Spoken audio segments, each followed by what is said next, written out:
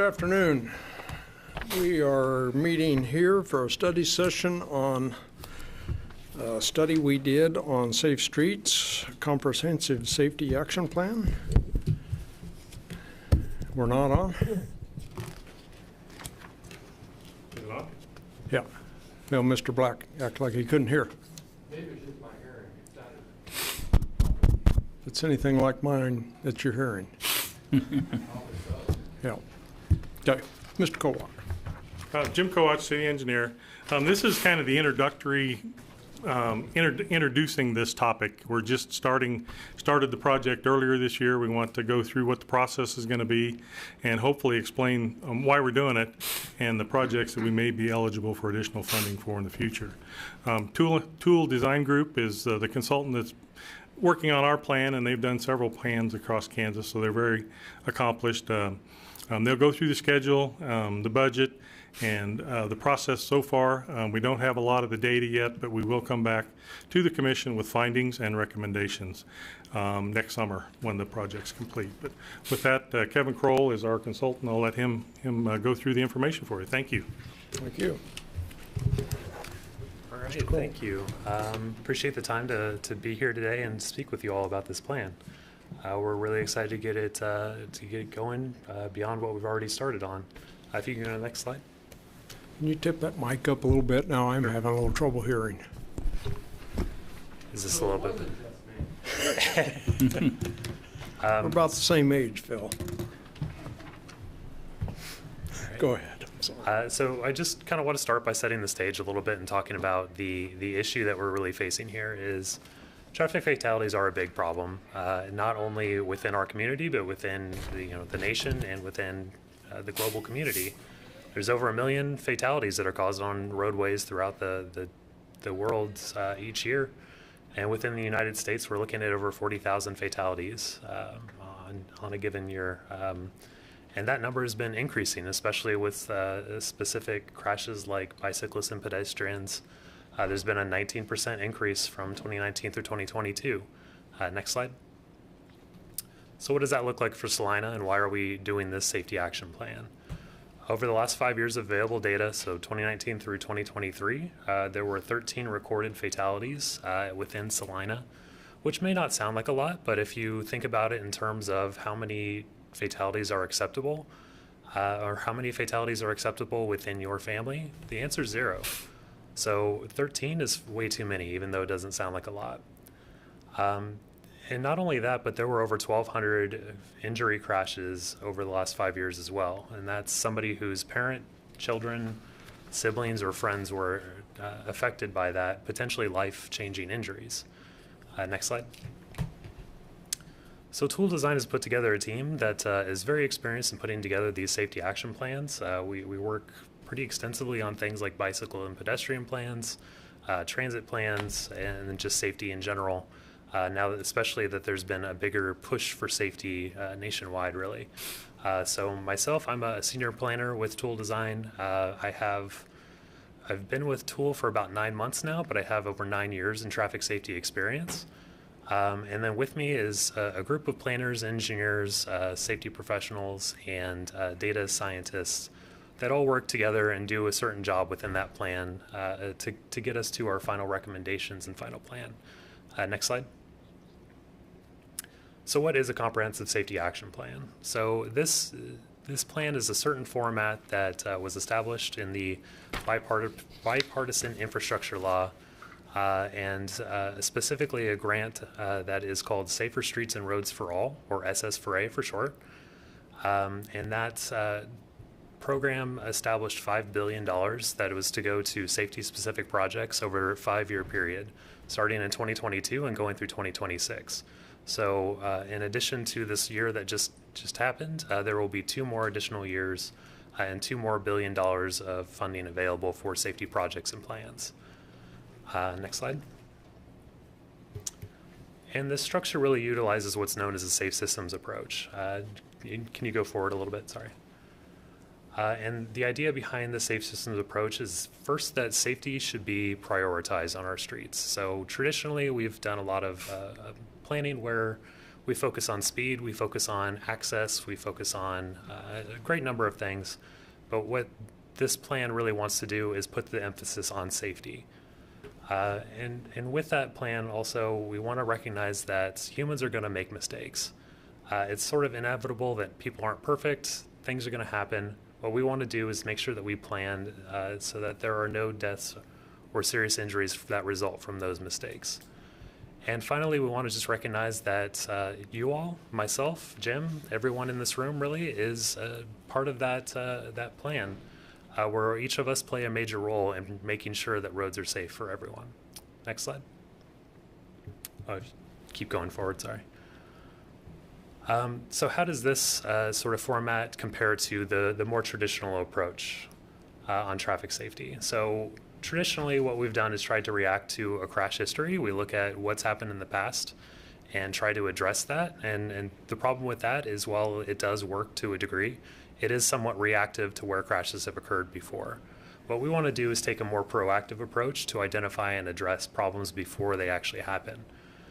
The traditional approach is to prevent crashes from occurring, and we all know that there's limited budgets, limited time and effort that can be put forward to this issue. So we really want to focus on deaths and serious injuries rather than trying to prevent every crash from happening. We just want to reduce severity, because we're probably never going to get all crashes prevented, so at least we want to prevent somebody from dying or having a serious lifelong issue.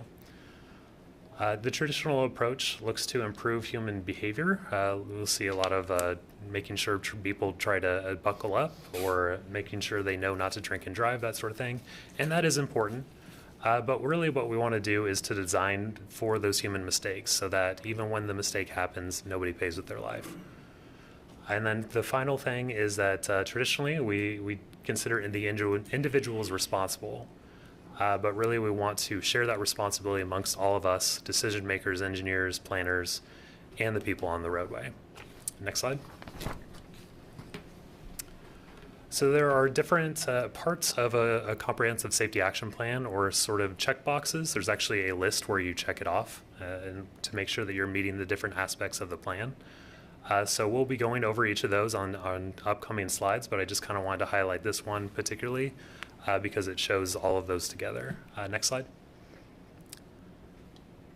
And so we'll start with goal setting. And goal setting is something that you all can really help us with. In the past, with the Safe Streets for All grants, it's been sort of a recommendation that cities have a resolution that's a Vision Zero target. So it's committing the city to have 0 fatalities and serious injuries by a certain date in the future. So what that actually looks like, the actual language and everything, is sort of up to you, but they do, going forward, it's going from more of a recommendation to a requirement to receive funding.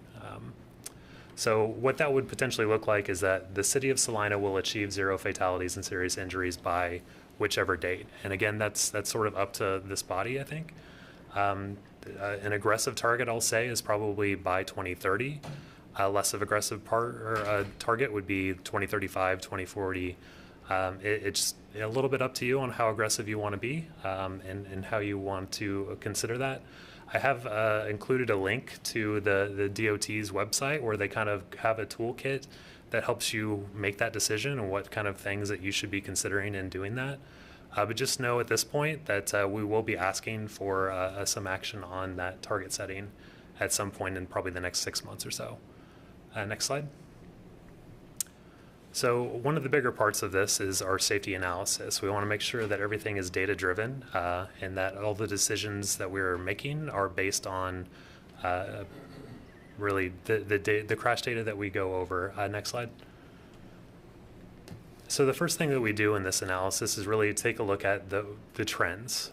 So over the last 10 years, what sort of fatalities and serious injuries, or fatalities and injuries, and the number of crashes that have been occurring each year. And while there's variation year over year, what we've generally seen in Salina is that there are a pretty consistent number of fatality and injury crashes that occur each year. And similarly with the more minor crashes, what we call PDOs, or property damage only crashes, it's about the same number over the last 10 years. And so that's both good news and bad news. The good news is it's not going up. The bad news is it's not going down. Next slide. And then beyond that, our next step in this process is really to do the descriptive safety analysis. And this is sort of a broad look at what safety looks like in Salina. So this is taking the crash data that we get from KDOT and trying to look at all the different attributes that are within that data to see if we can pinpoint any trends, anything that's really showing that there's a high number of particular crashes. We look at fatality and serious injury crashes specifically. We look at crashes by different modes, so not only vehicles, but pedestrians, bicyclists, motorcyclists, and so forth. We look at the collision types and manner of collision, so how are these collisions happening? We look at where these are happening. We look at things like weather and road conditions. Was the pavement wet when the crash occurred? And is there a higher likelihood that a fatality and serious injury are going to occur when the pavement is wet? We look at the number or the hour of the day of the week, other variables like that. Lighting conditions, did the crash occur at night or was it during the day? If it occurred at night, was there street lights present or was it on a dark roadway? And then other roadway characteristics, contributing factors, things like that. So we have a draft of that available. Next slide. And while we're not quite ready to share the full results with that yet, a couple of the larger takeaways that we have from that analysis is that we've found that there's an overrepresentation of fatal and injury crashes that involved bicyclists and pedestrians. And that makes a lot of sense. It's something that we see in a lot of different communities that we work with because those modes are much more vulnerable. You don't have 1,000 pounds of steel surrounding you, and so if you're hit by some vehicle, it tends to be more serious and more dangerous. We also found that the number of bicycle and pedestrian crashes at non-intersection locations was higher than we would have expected. So that may point to people having problems crossing the roadway, especially at non-intersections where there's not a crosswalk available. Another finding was that crash severity generally tended to rise with speed. So on roadways where the speed limit was over 35 miles an hour, and then 40, 45, 55, there did tend to be a higher percentage of crashes that were either fatal or produced an injury. And then we also found that angle crashes, or which commonly known as T-bone crashes, tended to account for 60% of fatal and injury crashes, which was another overrepresentation. And that these crashes tended to be more severe than other types. Next slide. So along with that sort of broader look at traffic safety in Salina, another thing that we want to do is what's called a high injury network. And this is where we try to pinpoint the actual locations on roadways where there is a particular history of fatal and injury crashes. So we perform this not only for vehicles, but we do it for bicyclists, pedestrians, motorcycles, and then all combined together. And this gives us an idea of which roadways need the most work. Next slide. And along with that, since the high injury network is sort of a reactive analysis responding to a particular crash history, another thing that we do is what's called a high risk network. And that really is a broader look at what roadways tend to have common characteristics that are associated with crashes. So that roadway may not have a particular history of crashes, but it does have risk of crashes. Next slide. And then I also, this is not part of our analysis, but I just wanted to kind of highlight this. This is the KDOT Vulnerable Road User Safety Assessment. This is an assessment that has previously been done. You may be already familiar with it. I just kind of wanted to highlight what they did and what's a little bit different about what we're doing. So they performed this analysis just for bicyclists and pedestrians across the state of Texas, or across the state of Kansas. Sorry, I come from Texas. And they essentially performed similar analysis to what we're talking about, but only for pedestrians and bicyclists and looking at across the state. So what we're doing differently is that we're looking at all modes of travel instead of just bicyclists and pedestrians, and that we're also customizing this just for Salina. So the recommendations that will come out of our plan should be more customized and should be more appropriate for taking action in Salina. Next slide. So some next steps for this is really, this says develop, but really refine the high injury network, because we do have a draft of that. It just wasn't quite ready to share with you all today. And then to continue to refine that using identified features of the high injury network where there has been certain roadway characteristics that contribute to a high number of fatalities and serious injuries. And then to, from that, produce our risk analysis. And then to combine all of those things along with the public input that I'll talk about here in a little bit that we're receiving as part of this plan, and the equity analysis that we're also undergoing that's a part of this process. Next slide.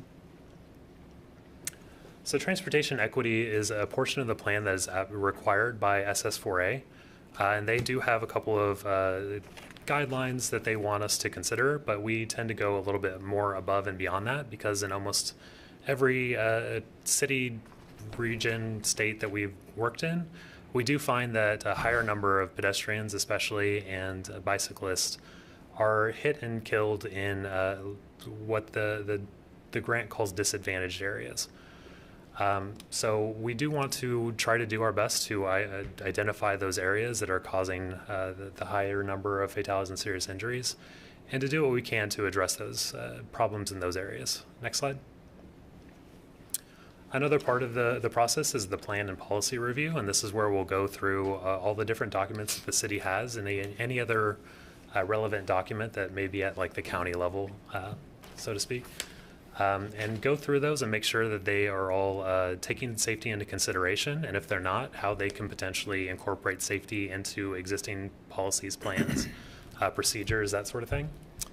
And we'll put together some recommendations on how that can be done. Next slide.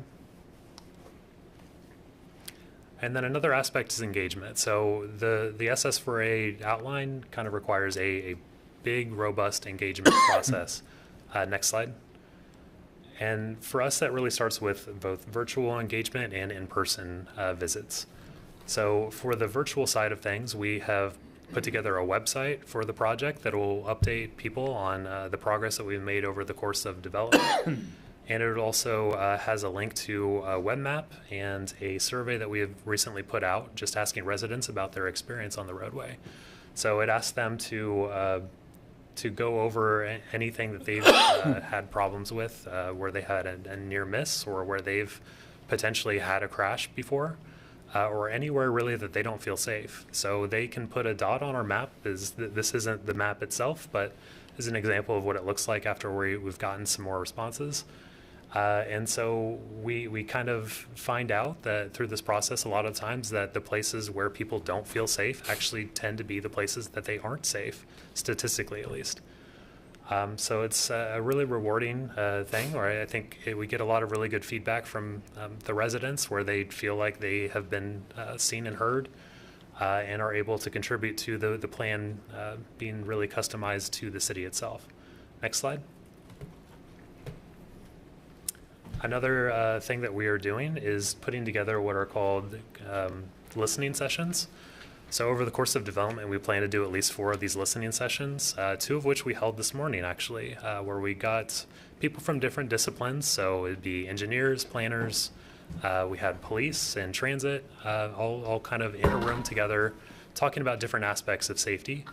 And the thing about these sessions is that no matter how many of these you do, you always learn something new. And it gets like sort of that cooperation between different disciplines and different what may be siloed organizations, all talking to each other about the different issues they have and working on solutions that work across each of those. Next slide. And we are also doing in-person engagements, the first of which we did over this past weekend. We went to the Salina Fieldhouse during the trunk or treat that was held on Saturday, and we passed out cards that had QR codes to our survey and web map. And we asked people to kind of talk with us. We marked up a little map, a paper map that we had, and asked them to talk about what they think could be improved in Salina in regards to safety. So we handed out close to 500 business cards that had that survey on it. I wanted to get sort of a feeling of how many surveys have actually been filled out to this point, but unfortunately the person who's doing that at Tool Design was out today, so I couldn't quite have that ready for you. But if the slide or the picture on this slide on the top right is from that event where we're handing out candy and all that stuff. Next slide. This is our plan working group. So we have several persons from the city of Salina and a couple of different agencies, some of which are in this room. And we have them as sort of a steering committee to help us make sure that this plan is customized to Salina and meets all of your needs. Next slide. So from that list and from the people that I've talked about that we've been engaging with, I would like to hear back from all of you and give you a chance to respond as well. So who have we not talked about? Who has not been included?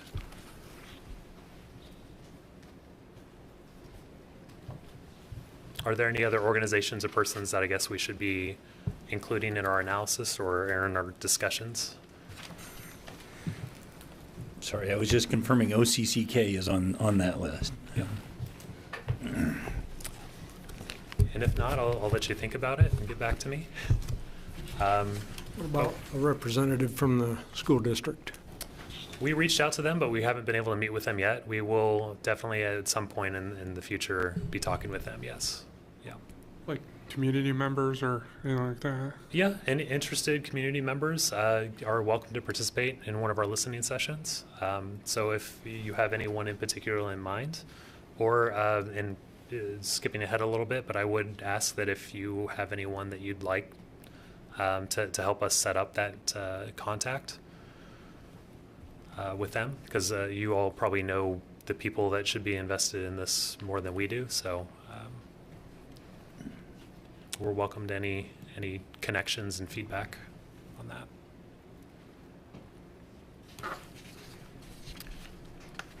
Okay. But so think about it. And after we have put together all of the different portions of the plan that I've talked about already, that'll get us to the strategy and prioritization part. So this is the part where we actually recommend strategies at specific locations and systemically, so around the city, just in general, of what can be done to prevent fatal and serious injury crashes from occurring in the future. Next slide.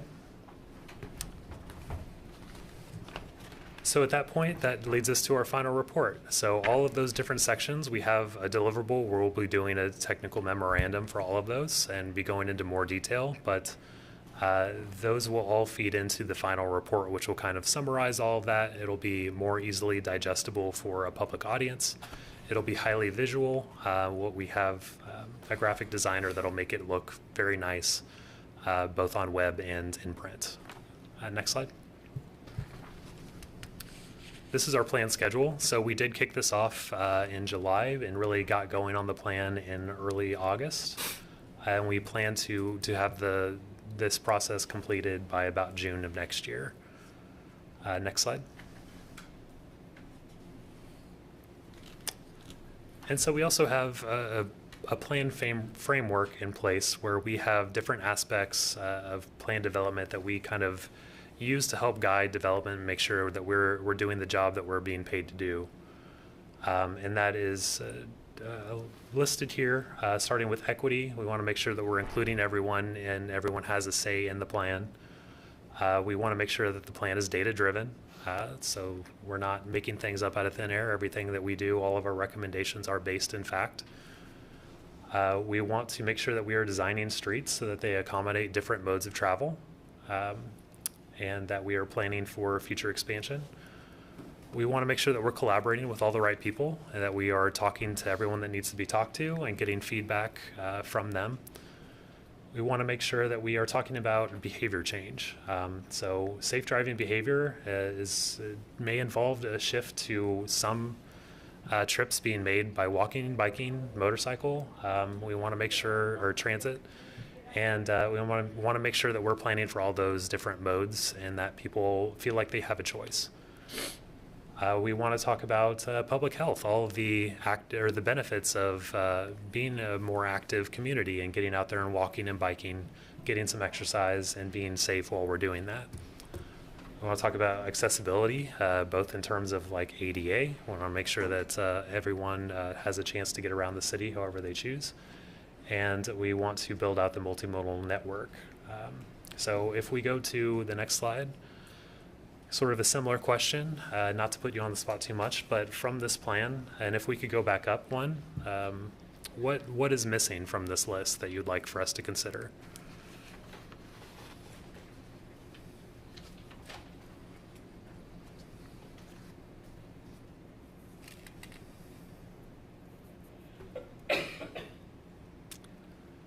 And if nothing, then I'll just take it as we're doing a On the fantastic job. behavior change, what I have not seen anywhere in your presentation is the distracted driving.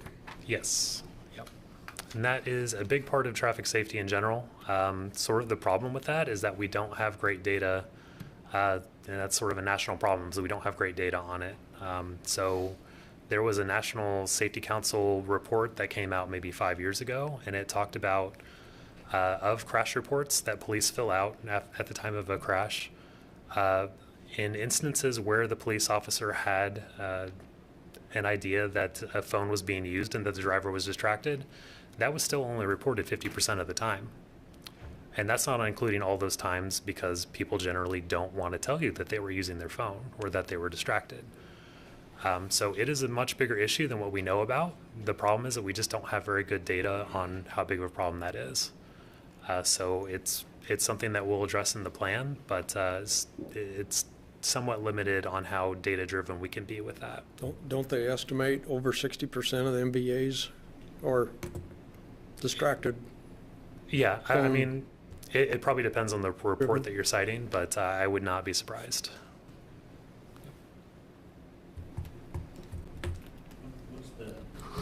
What's the planning horizon for driverless vehicles? That's a good question. I'm not an expert in that, but I would say that we're probably not as close as some people would lead you to believe, at least in city circumstances. So highway driving with automation is a little bit easier because there's less chance of somebody like a pedestrian coming out in front of you, but it's a lot more complicated in a city environment where you have to deal with a lot of different things going on all at once, but I'm not really an expert in that field. But.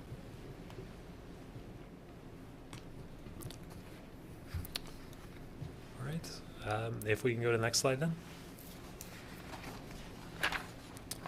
So what is our ask of you? And that's really to help us spread the word about the plan. So I know you all are the heads of the city. If you can help us talk about the plan, talk about the web map that we're trying to get feedback on, the survey and everything like that, and then really help us guide the plan as we go along. And then when the plan is completed, if you all can help us implement it, because the last thing we want is for this plan to be completed and then for it to sit on a shelf. We all know that tends to happen a lot of times, but that's really not what we're after. We want to go after and make recommendations really that are implementable by the city. We don't want to tell you that you need to spend $10 million on a certain project when, maybe we can do a systemic project that reduces crashes by the same amount, but costs 10% of that. So we want to make sure that everything is actionable that we're recommending as part of this plan and that it is actually achievable. So next slide. And then just kind of a couple of slides to wrap up here is what will it take to get to zero fatalities and serious injuries? And one of the things it'll take is funding. And that doesn't necessarily need to come entirely from the city. There are different grant programs that are out there like SS4A that can help fund different projects and programs. But consider that local funding may need to be incorporated into future planning efforts and capital improvement projects that may focus more on safety in the future.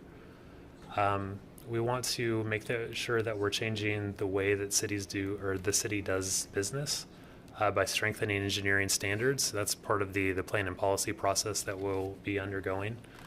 And we want to make sure that we take advantage of redevelopment opportunities. So whenever something is being redone, we kind of want to use that as an opportunity to incorporate safety into that project. Next slide. And then another thing that we haven't really talked about, but is why are we doing this plan, is really because there is a lot of funding available for implementation still on the table. So in the next 2 years, there's an additional $2 billion that'll be available for additional planning, supplemental planning funds is what they call it, for demonstration funds, and then for implementation. So supplemental planning funds are those that can be used for additional planning. So if you or we decide that we have a problem with bicyclists and pedestrians, we could potentially do another plan that's based specifically on bicyclists and pedestrians.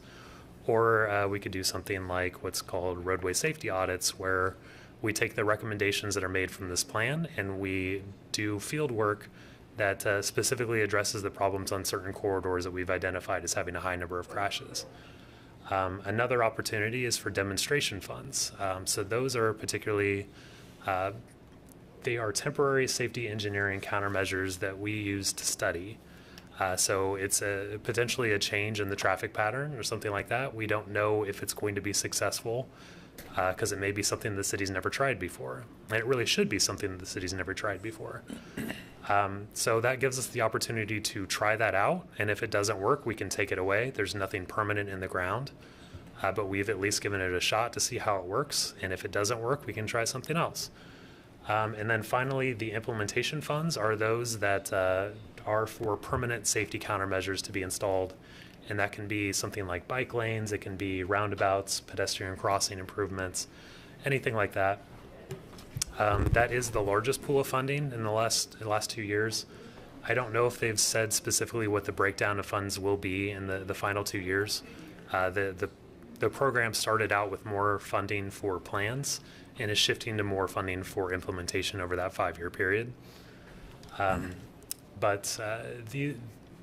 This is essentially where we want to get, but you can't actually apply for implementation funds until your plan is formally adopted. The demonstration and supplemental planning funds you can actually apply for as the plan is in development. So that we would be, Salina would be eligible to apply for those funds in 2025. And that, I believe, is my last slide. So I'd like to thank you all again for letting me speak at this study session, and I will take any questions. What year did you say the funds would be available? I'm sorry, I missed that. It's 2020 through 2022 is when it started, and it'll be available through 2026. There's always the possibility that they'll extend the program, but as is right now, 2026 is the last year. So I guess that leads me to my first question. Have you done this process in some other communities before, and do you have any, and again, if you've just implemented it, it's probably hard to, but do you have any analysis of, the type of positive impact that it's had in some of those communities? Yeah, so we have done this plan in several other communities. I don't know the specific number, but it's over 30 SS4A specific plans that we've done throughout the country. I don't know if I have a good analysis of how many crash reductions we've done at this point, because the program is relatively new and it does take a while for, number one, to get things implemented that actually have a positive impact on the community, and number two, it takes a while for us to be able to study that. So crash data usually lags about a year behind, at least a year behind, sometimes more like 2 years behind the actual date. So it sometimes is hard to be able to quantify what impact that has had in sort of a short time frame. Since the first year of this was 2022, the first plans really weren't finished until 2023. So we really haven't had a whole lot of time to measure the impacts. And when you come back to the community, with your recommendations, are those prioritized? Because I'm guessing, like most things, that we're not able to fund everything that would come back. So I didn't know how you prioritize that we could pick and choose, or how we... Yeah, so what we tend to do for prioritization is to tend to put them into buckets of like short-term, medium-term, long-term. And then it's sort of up to the city on what you guys can implement. So short term, I would say, is within like the next 2 years. Medium term is probably in the next 5 years. Long term is in the next 10 years. Thank you. Mm-hmm. Questions? I have a few. Are you strictly focusing on the city limits of Salina? That's an interesting question. We've have been contacted by the Salina County engineer about potentially extending some analysis that we are doing, mostly the equity analysis, the plan and policy review, and the outreach events to be a little bit more countywide. But the city is our focus for this plan, so that'll be sort of in addition.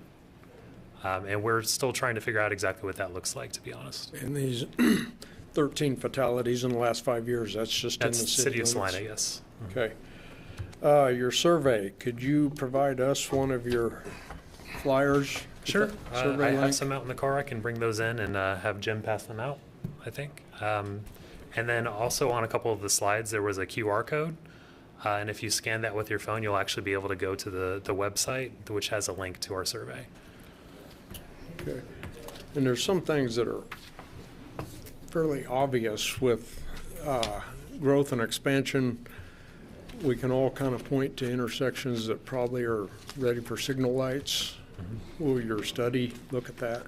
Yes, yeah, that's part of the sort of descriptive safety analysis that I talked about. I didn't get into that specifically, but we are looking at roadway characteristics, like if it's a signalized intersection, what the speed limit it is, how many lanes of travel there are.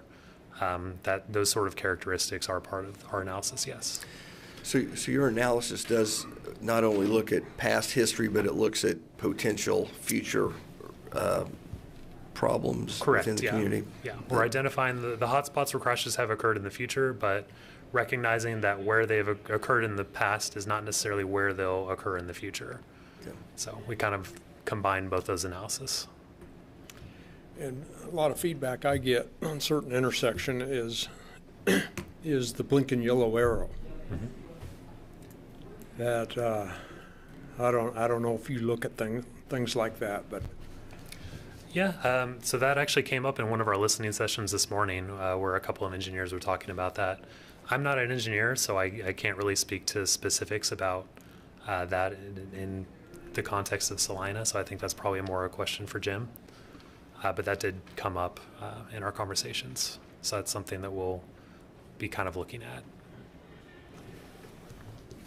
That begs the question, as far as that goes, the blinking left turn arrow, is it in a negative context or positive context as far as this data goes?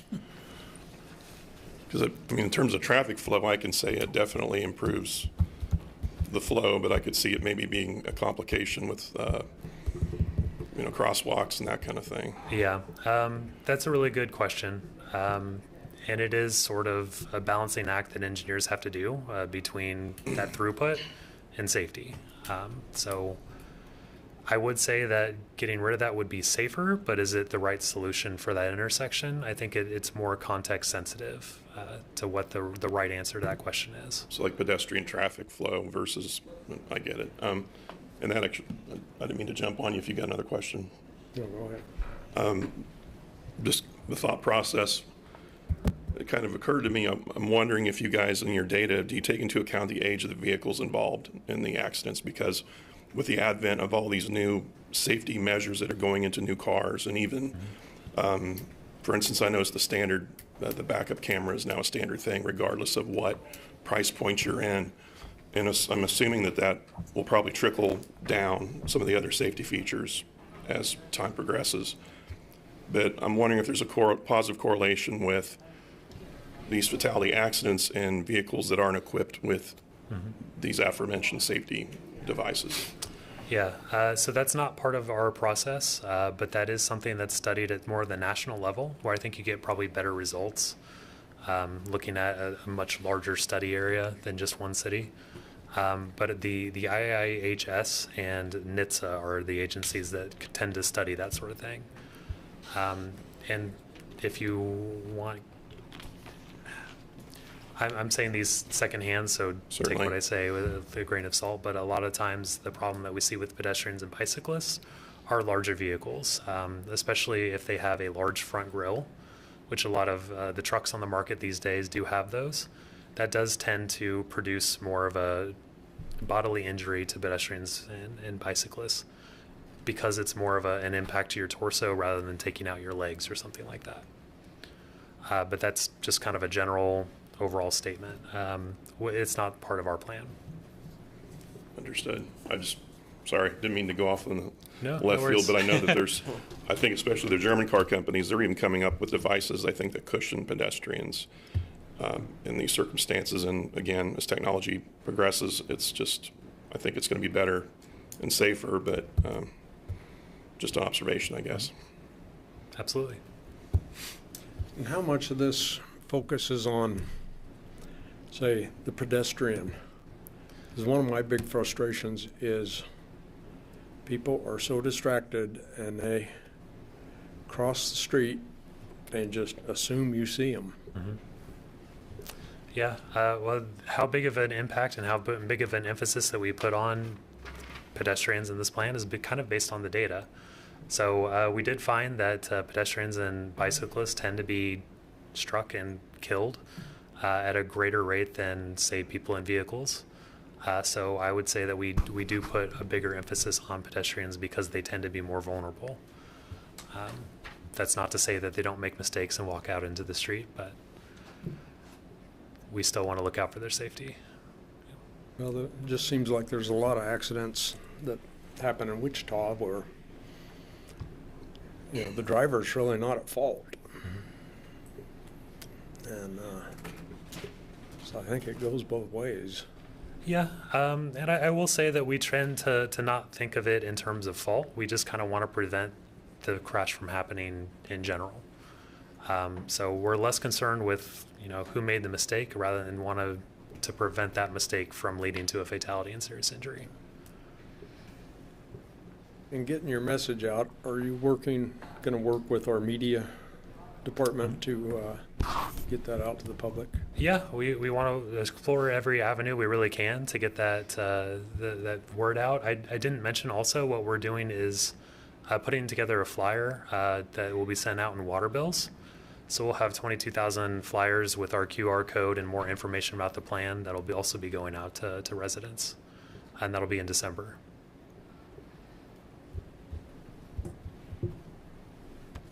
Anything, Commissioner Ivey? Is there any innovative technology out there that you're aware of that we might not be? Ooh, that's a really good question. There are lots of good technology. What we tend to focus on, though, is the technologies that have more of a proven track record. So FHWA, Federal Highways, has what they call proven safety countermeasures, and that's a list of, I think, 30 or 40 countermeasures that they have extensive data that shows that they have a really big impact in preventing fatalities and serious injuries from occurring. And we do try to stick to those solutions rather than trying a lot of new things, but we're not opposed to that. But that would be sort of the bulk of our recommendations would be to implement those. And this is not for you, this is probably for city staff, but could you get us the data on the 13 fatalities in the last 5 years? Because I got to admit, I was a little taken back by that number. Yes. Jim. And just whether it's, and if we know, location, and was it pedestrian, was it vehicular, what was it? Be interesting. It certainly can. Jim Teutsch and I had a conversation. I anticipated that might be a question that comes up today. So he did a preliminary look at just kind of the location, and looking at some of those, you just have recollection, but then there's a number of them that we need not only the location, but we need the rest of the details. I would tell you what struck me is quite a few motorcycles. You may recall one accident that involved an excessively high rate of speed on Broadway. A couple there at that sharp turn at Belmont where the tree, as you're southbound, that tree's been hit a couple of times. But then the others, it seemed pretty widespread geographically, across our system. But we're looking at not only the locations, but the details that go into those accidents. And I guess the other thing would be, are they, because of being at the intersection of two interstates, were they local or were they people from out of town? Would be interesting too. I don't know if that means anything, but it'd be kind of interesting to know if that's somebody that's just not familiar with our streets or. Right. or something also. Yep, we're taking a look at it. I don't know, and really needed to defer to Tool and them in terms of conclusions, but that was our first reaction too. It's probably more than I thought. As you started going through it, I said, Yeah. I kind of, you know. That was kind of my reaction too. At first, I thought that number seemed high, but then as you kind of work your way through them, you do recall quite a few of them. Because I was thinking, you know, there's the bicycle out on, out on West Crawford, but that was outside of the city that was limits outside and the some of city those, limits. so I didn't Yep. know. Bicycle, And so. the one that came to my mind, I just drove by the memorial a week ago, is the two young men out here on West Crawford that had the head-on accident. Yeah, and then there was one on Centennial recently. So yeah, don't necessarily know the circumstances of all of them, but as you work your way through them, it adds a little context to that conversation. So does any of your staff have anything to add?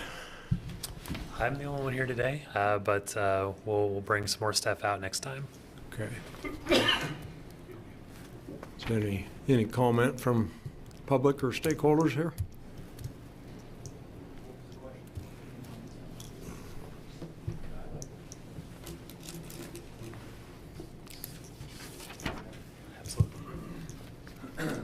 Phil Black, 541 West Ellsworth. I'm going to point this direction. The musician in me says, pull it down. I'm, I guess, the spokesperson for Salina Bicycle Advocacy Group. If you're not familiar with it, we've been around for 13 years. We spent a year riding in all weather, trying to figure out what roads were the safest. That data combined with the AASHTO standards got us a comprehensive bike plan, which was eventually integrated in the city's comprehensive plan.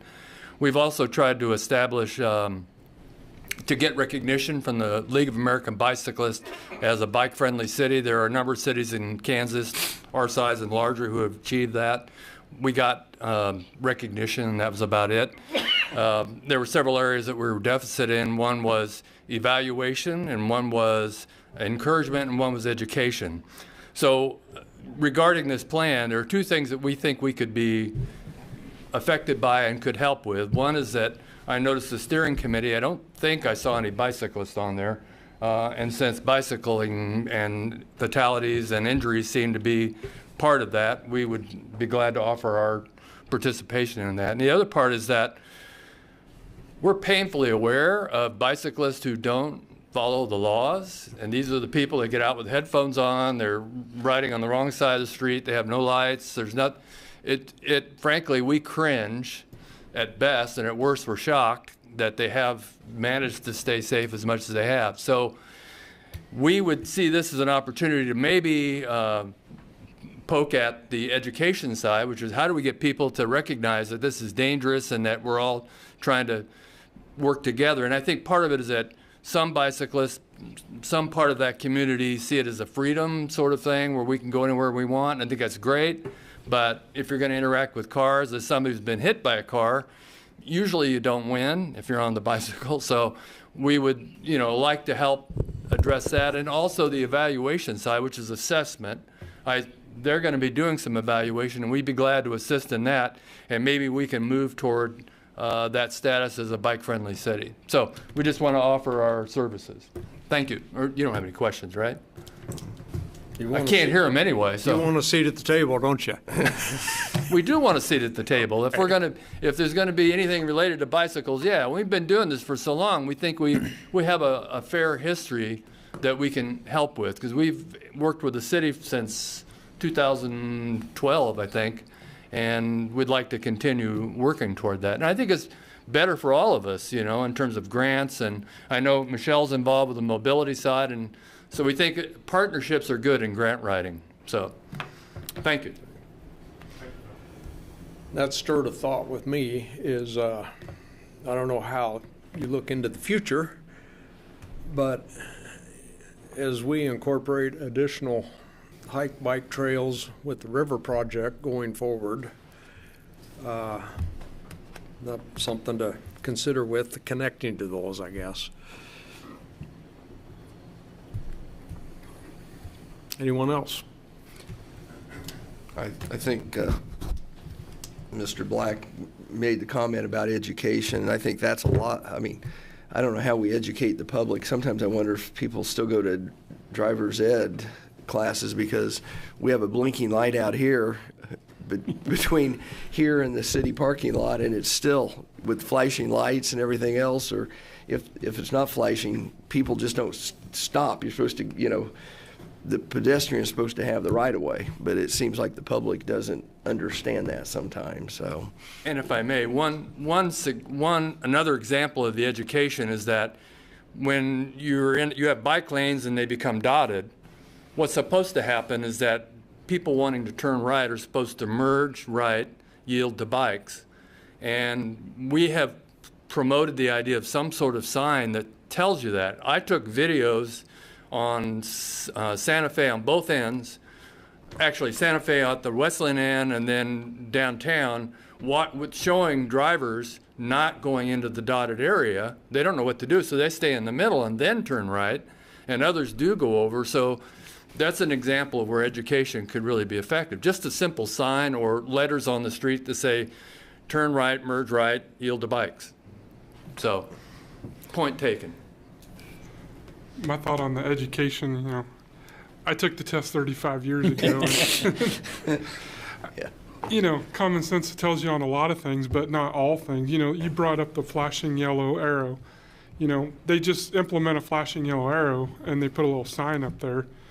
You know, where do you go to learn more about exactly how to do that, or the dotted lines in the bike lanes and the flashing cross, you know, the two red lights above the green light. All these changes have been made over the years, and there's probably just a lot of people not maybe picking up what all that stuff is and how it works. So I think education would be pretty important. The other thing that, I don't know, if we're getting into pet peeves with driving, is the four-way stops where people wave you, you know, insistently wave you to go across, and that I've seen that cause more accidents than a lot, just because they're not paying attention to who's coming the other way when they wave you through. So that, I think that would fall under the behavior part of the plan. Maybe stuff like that could be addressed as well. Another item that I think is getting to be more of an issue, Commissioner Davis brought it up some time ago, the electric bikes. I'm seeing more and more of them screeching around like 30 mile an hour and cutting across lanes. Something to think about that's going to be more in the future. Some of them aren't much of a step below a motorized motorcycle, or I see them moving pretty fast as well. Ms. Coates. Hi. So Michelle Coates, Mobility Manager. I'm at 429 Fairdale. So I think I could talk about this all day. I was just at the Safe Routes to School National Conference last week in Fort Collins, Colorado. And that was my first time at that type of event. I've done a lot of transit conferences, but what I learned there, we can bring a lot of those things back to Salina. And I think this planning process is a great opportunity for us to learn about kind of where we're lacking and what we can do to move forward. But I think we need to think about walking and biking in kind of two different segments. So one, you've got the recreational segment. So we have a lot of people in Salina that walk and bike for recreation, which is great. You know, that's where the trail comes in. We have great sidewalk systems in some areas. But the second piece, and probably the piece that we need to really maybe focus on, is walking and biking for transportation. And those are the areas and some of the things where people are less safe, probably because it's their only mode. They're doing it out of necessity. So I think if we can move Salina towards more safety for transportation for walking and biking. And then the other thing that I've noticed, and we talked a lot about this last week out at the conference, was we've really gotten away from kids walking and biking to school, especially in Salina. I live directly across from an elementary school.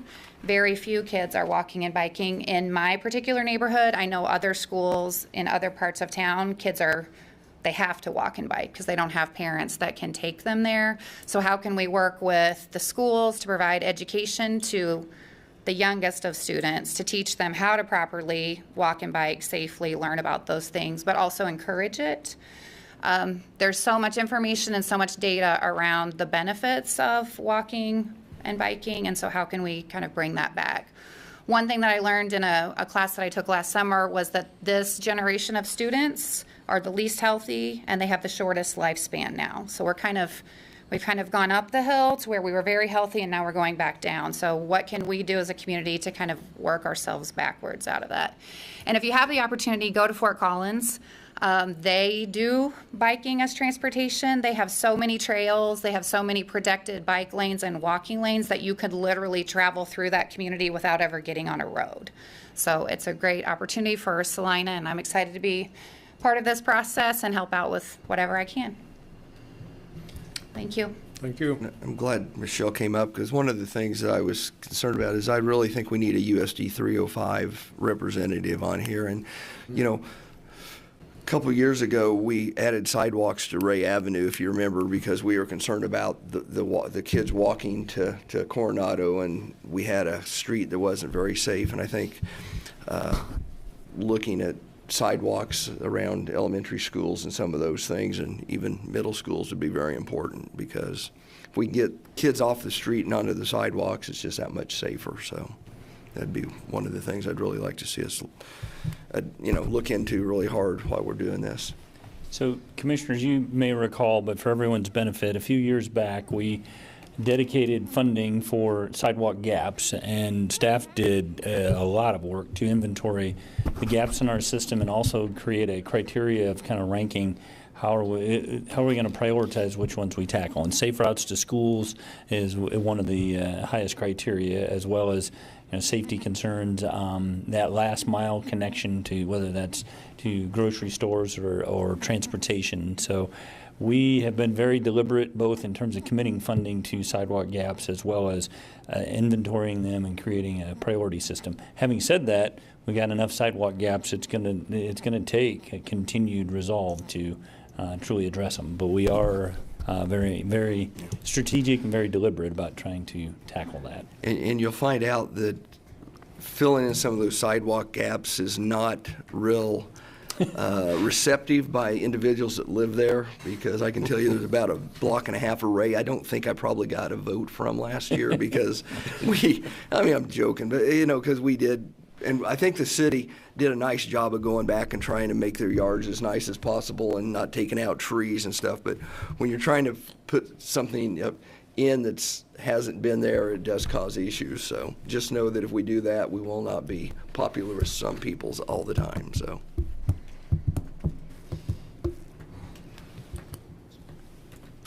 Anyone else? Anything else? Kowak, you got anything to add? No, I want to specifically thank you guys for your attention. Having this plan in place is important to make us eligible for future funding, but also just as far as traffic safety, knowing what we have so that we can improve it is always going to be a benefit for us. So we appreciate your support on the study and look forward to the results. We will be back probably next spring to give you the results and ask for you to adopt the plan or make some sort of recommendations on the plan so that we can move forward with it. But if you have any other questions during the process, I will get you the cards. We gave out 500 and some at the trunk or treat, and then Michelle picked up a bunch of them, but especially with her drivers being professional drivers and on the system and seeing what's going on, her drivers and her customers, she's going to distribute several more for us at OCCK, so we thank her for that. So I think we've got a gentleman here that wants to talk on sidewalks, and we talked about doing that later at the meeting, but now might be the time if you, not knowing what you intend to say, but knowing the topic. All right.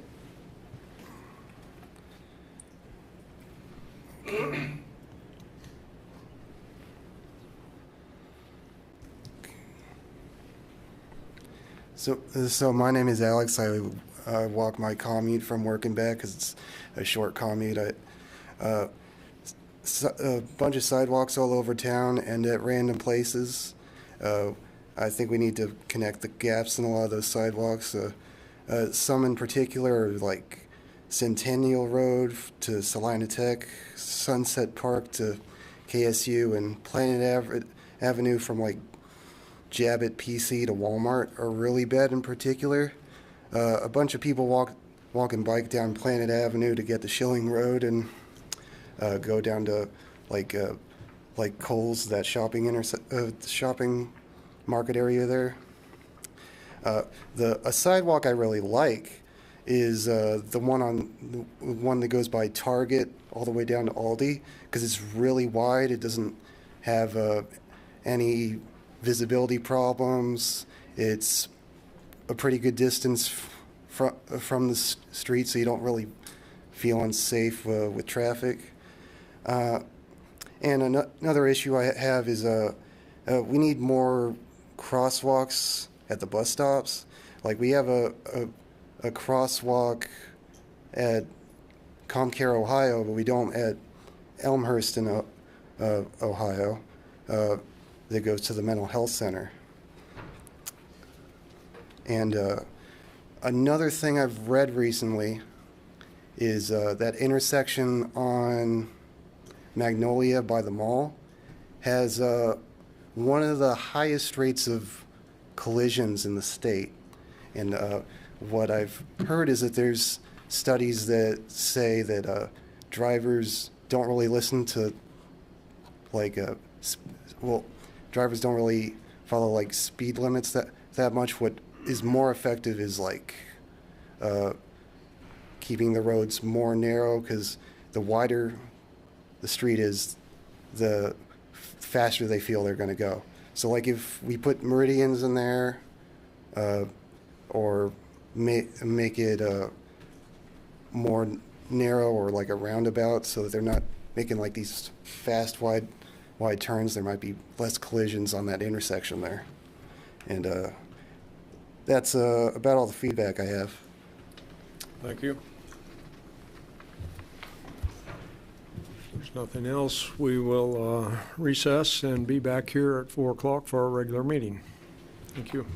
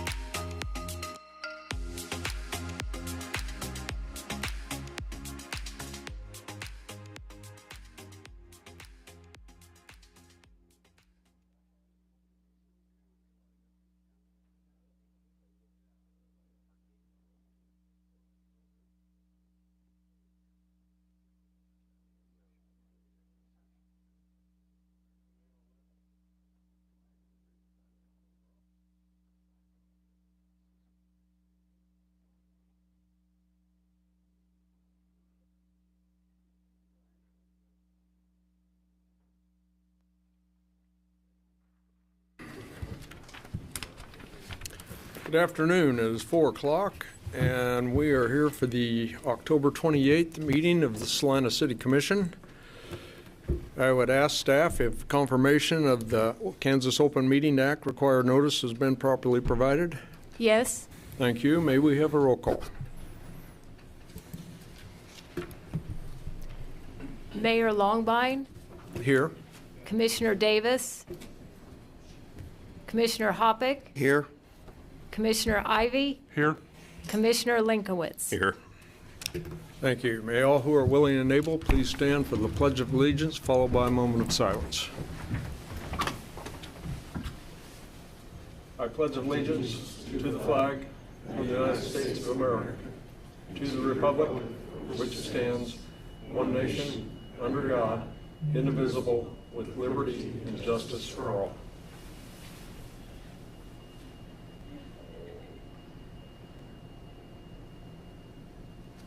Thank you.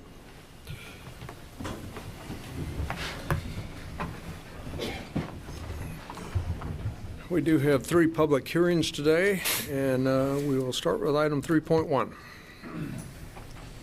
Item 3.1, conduct a public hearing for the 2024 Community Development Block Grant. Ms. Martin. Hello. I'm here today to request the Commission hold the public hearing needed for the city to submit an application for the CDBG housing grant with the state of Kansas. Excuse me. I need to open the public hearing. I'm sorry. Public hearing is open. Ms. Martin. With that, I'll restate that we're here for the public hearing regarding the CDBG grant we're wanting to submit to the state of Kansas. As just a little bit of background, this is just one more step in this journey we've kind of been on this last year to pursue grants to enable the city to develop a rehab and repair program for existing housing stock. It's the continuation of the Live Salina plan, that second step where we're into infill housing and repair and rehab. Last year, if you remember, we applied for the Federal Home Loan Bank grant and the CDBG grant about the same time. In December, we received good news, bad news. Good news that we received the Federal Home Loan Bank $1 million grant, but we did not receive the CDBG grant at that time. And the state wanted us to do a few more things and take some steps, not necessarily related to the grant, and reapply again this year after those accomplishments have been made. So that's what we're here today. It's in the same initial target area as the Federal Home Loan Bank grant. If you remember, the objective is to layer several grants so that we can do more good in certain houses. Before a CDBG grant can be submitted, you always have to hold a public hearing. And after the public hearing, then you have a second meeting to ask to apply for the grant. So I'm here today for that public hearing, and then I'll be before you, hopefully, at the next meeting on November 18th to ask for permission to apply on November 18th. With that, I just want to give you a few highlights on the CDBG grant itself. We're requesting $300,000. If awarded, it would give us up to $25,000 per housing project. So we're estimating 12 to 14 housing projects to be completed with this. That may overlap with the 44 that we're projecting to do with the Federal Home Loan Bank grant, but we're expecting 12 to 14 projects. It'll help with things like roofs, windows, siding, anything that really has to do with the integrity of the home and keeping the home habitable. It's not for remodeling projects. It's not to do kitchens and bathrooms necessarily, unless there was some other reason. For example, if it were needed for ADA accessibility for the individuals in the home, then you might have some interior work more like that being done, but we're really talking about preserving the homes, projects that are preserving the homes. And it is for individuals who are AMI, moderate to low income, and that's set really by CDBG. You'll see the actual tables in there. They update it every year, what the income limits are for individuals. It's about 80% of average median income as determined by HUD, and I will tell you that that's kind of a little bit moving target depending on the grant. It doesn't match up exactly with Federal Home Loan Bank, but each grantor generally has their limits and where they get their numbers and tell you every year. And most of them do update it every year. So what is before you is what the current limits are. There's some other things that we have in there, like they can't be delinquent on taxes, no significant property code violations, and they have to be within that target area, which is State Street to the north, 9th Street to the east, South to the south, and Broadway to the west. We really want to target an area. You don't want to have it too large because you want to keep the impact of spurning other revitalization. And that's the reason they're very particular about this, especially with CDBG grantors, to have a specific limited area. In this case, from Federal Home Loan Bank, it doesn't include rental projects for the Federal Home Loan Bank grant we currently have, but this will allow for rental projects. The homeowner has to meet the AMI requirements, but the landlord doesn't necessarily. If they do, they will have a lower match requirement. Landlords are required to do a match. If they meet AMI requirements, that's 15% match. If they're above those earning requirements, then it will be a 25% match, and that's by the grantor's determination. But really, it's based a lot on the tenant's income more than on the landlord's income, whether you're going to be eligible. Just landlords will have to have there's some other requirements. They'll have to rent to someone who is low and medium income for at least 3 years, and there's a payback if they want to sell. There's a lot of different requirements that go along with that. So it's not, they have more regulations when it's a landlord-tenant property than a self-owner occupied property, but it is eligible. They are eligible. The administration of this will be through our office again, and that's the community relations will work. The community relations staff will do the administration, the getting in of the grants, and a lot of the legwork for that, and we'll work with other people in development services, the building inspectors, and we now have our own our XRF analyzer, so our inspectors will be able to do the lead-based paint analysis that's required under these, and we'll work closely with them. But that's how it'll be administered, just like Federal Home Loan Bank that's in progress right now. So with that, that's all I really have about the grants. I'll open myself up to any questions the commissioners have, and subject to anything that you need me to answer from the public hearing. Questions from the commission? Thank you. I know there's a deadline for application on this. Is there a timeline for these grants to be used once we are awarded the funds? That's a very good question. It's 2 years for this one. Federal Home Loan Bank was 4 years from December 15th, 2024. So, but this one is 2 years. So they'll overlap. I'm assuming a little bit that it'll be around January before it would be awarded. So they'll be pretty close to closing. Federal Home Loan Bank will have a little bit longer. Okay, thank you. Mm-hmm. Questions? When the applicant wants to take advantage of this program, do they come to the city? Yes, they can come in or they can go online. We have the applications online, and we'll have a QR code. And if we are awarded this one, we'll do another push. Right now, we've got a certain number we're working from Federal Home Loan Bank, but if we're awarded this, we'll do another push. And we've got some more media pushes going out. But yes, they can go online. They can come into our office, and we can help. And that's in room 101 of the City County building. So you have a way to, can you target that address, like with mailers, or that area? Yes, we initially did a survey back in 2023, and we have addresses and phone numbers, and we reached out to people when we did the initial survey, and we do have some contact information. I'm not sure we have everyone's mailing address, but we've done some outreach, and we'll probably, if we get this one again, our plan is to proceed with another push outwards. But we encourage anyone to call and ask. It never hurts to ask our office if you have any doubt, if you're eligible or in that. We are open to asking. So we don't, and there's no bad ask on that. We encourage everyone. We'd rather us tell you, no, you're not eligible, and that you at least tried and asked than not. That's our philosophy. Well, with it getting cold and the north wind blowing, maybe people will start thinking about things that could be improved. Yeah. So. Okay. So, thank you. Is there any public comment? Okay, I will close the public hearing, and we have no action to take, and we will see you back next month. Item 3.2. Item 3.2, conduct a public hearing to approve resolution number 24-8248, declaring Gleniffer Hill as surplus and authorizing its sale.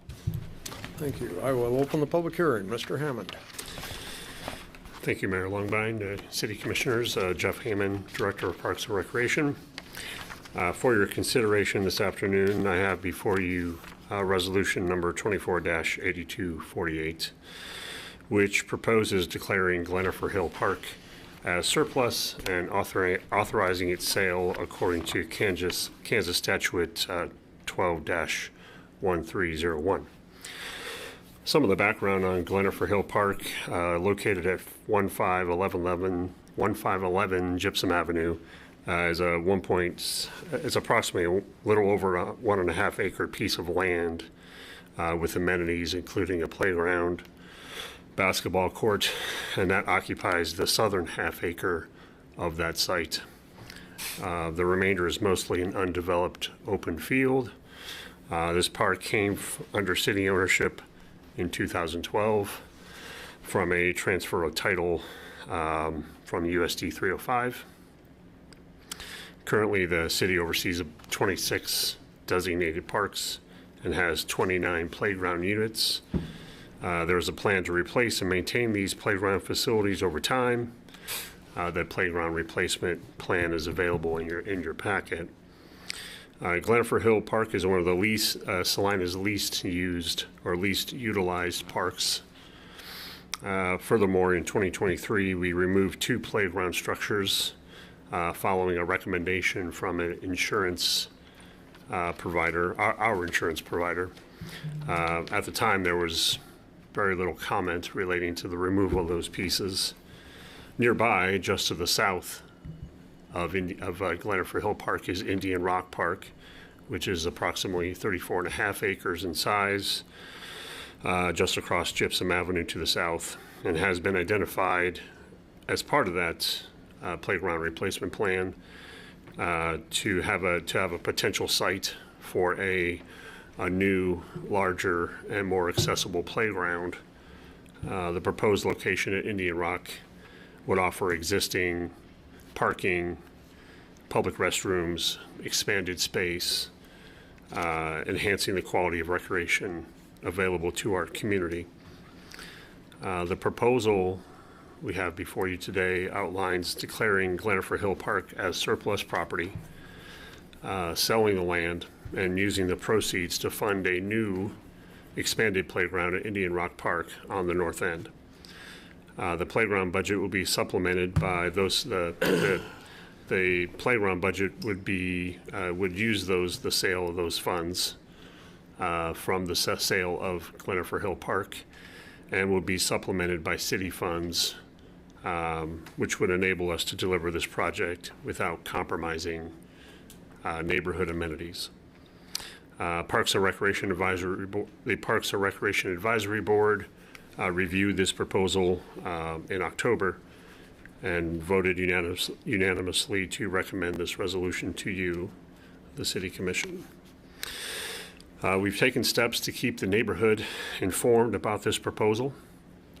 Property owners within 200 feet of Gleniffer Hill Park were received mailed notices, and information was posted on the city's website for approximately 20 days. As the staff report states, there was an error in the number of days for a public protest period that was part of that public notification that was sent to the neighborhood. It stated that the public protest period was 14 days when in fact it's 30 according to Kansas state statutes. Should resolution from today pass, we would notify residents again and clarify the public protest period being 30 days. And we would also include the approved resolution assuming it would pass today, with that mailing to the neighborhood of Gleniffer Hill Park.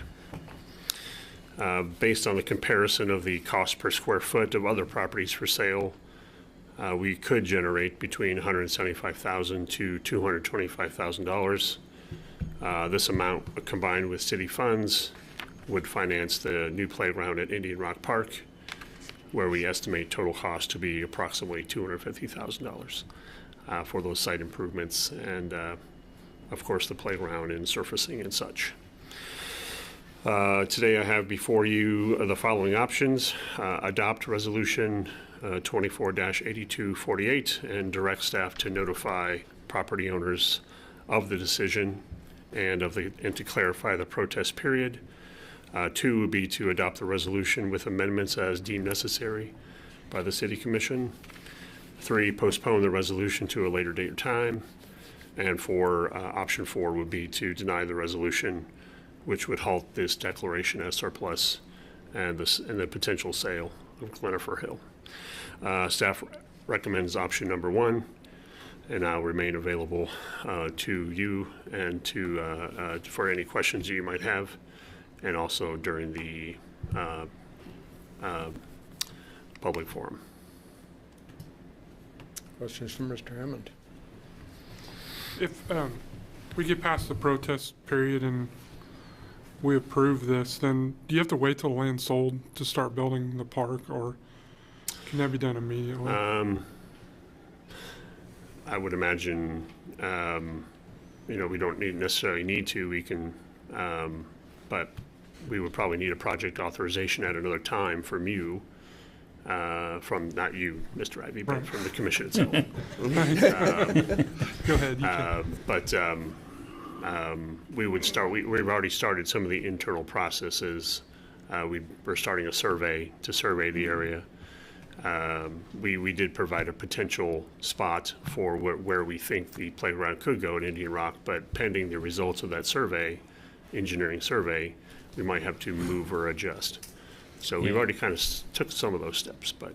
And I might help answer that question just a little bit. Procedurally, I don't think we would have to wait. It would be a question of finances and then direction from the City Commission. So if the governing body was inclined to say, once we got past the protest period, we'd like to accelerate the Indian Rock Playground and take our chances on the sale and the proceeds from Gleniffer Hill, you certainly could do that, and we could staff you through that if you'd like.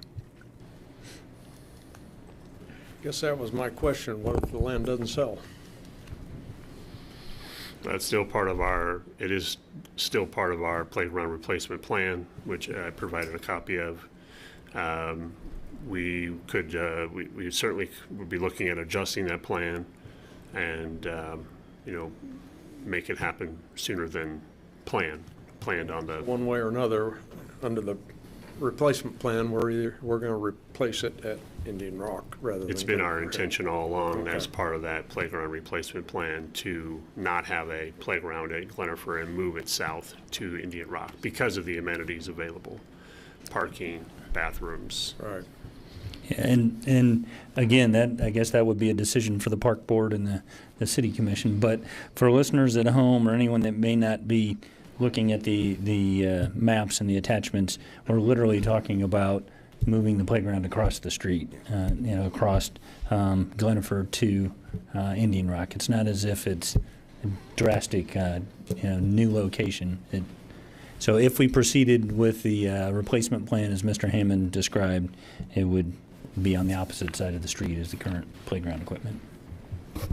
Yeah, I think this makes a lot of sense. We have Indian Rock Park right across the street if we wish to move the equipment at any time. By declaring this surplus ground, we're able to now perhaps list it for sale. We have that ground that abuts it that people have shown interest in. Maybe that's not quite large enough for a project, so by adding this to it, it opens it up and gives us more opportunity to do what I call infill development. So I think this, to me, is kind of a no-brainer.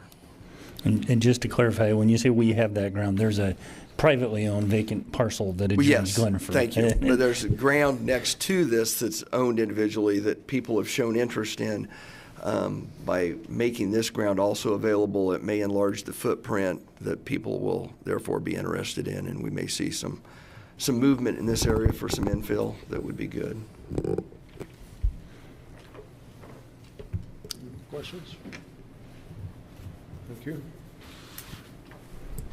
Is there any public comment?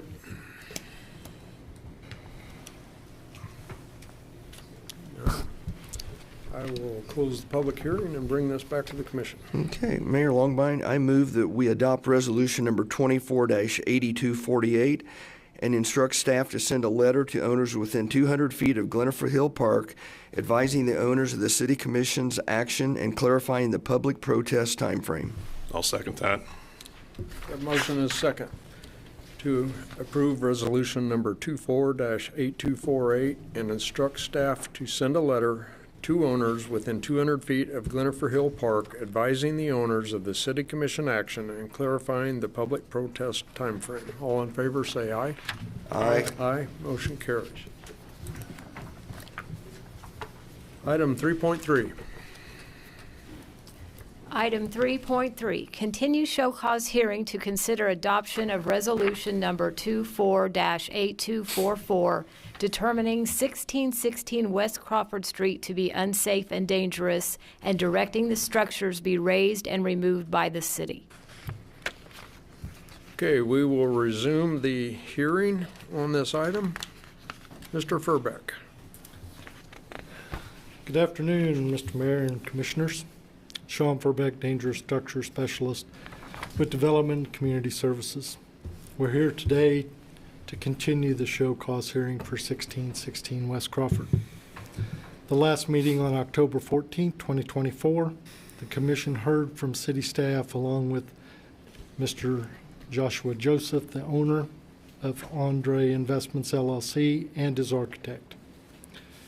During the October 14, 2024 meeting, Mr. Joseph was advised of a deadline for providing an acceptable loan commitment letter by 5 p.m. on October 15, 2024. The required production of the letter to the City Commission was not sufficiently met. If the Commission wishes to proceed with adoption of Resolution 24-8244, determining 1616 West Crawford Street to be unsafe and dangerous and direct the structure be raised and removed by the city, it will be necessary to review and adopt findings related to such a determination.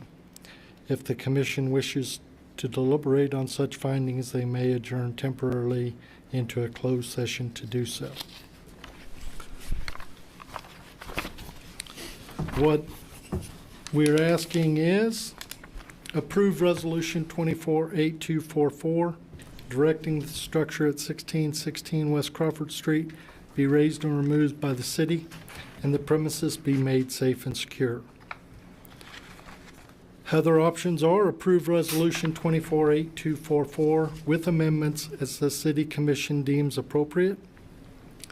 Postpone consideration of Resolution 24-8244 pending the provision of additional information or modification of the deadlines or provisions as directed by the Commission, or decline to approve Resolution 24-8244 and provide alternate direction to staff and legal counsel regarding the structure at 1616 West Crawford Street. Staff is going to recommend option number 1. And that is the information that I have. I know there's more information from others, so I will let them speak at this time. Do you have any questions for me? I think we've heard it. Thank you. Mr. Scragg. Thank you, Mayor and Commissioners. Mr. Furbeck mentioned deliberating in closed session. Just want to note a couple of things. You typically adjourn into executive session for a particular statutorily authorized purpose, and you still have that option. So if you have legal questions and would like to discuss those, that's appropriate in executive session.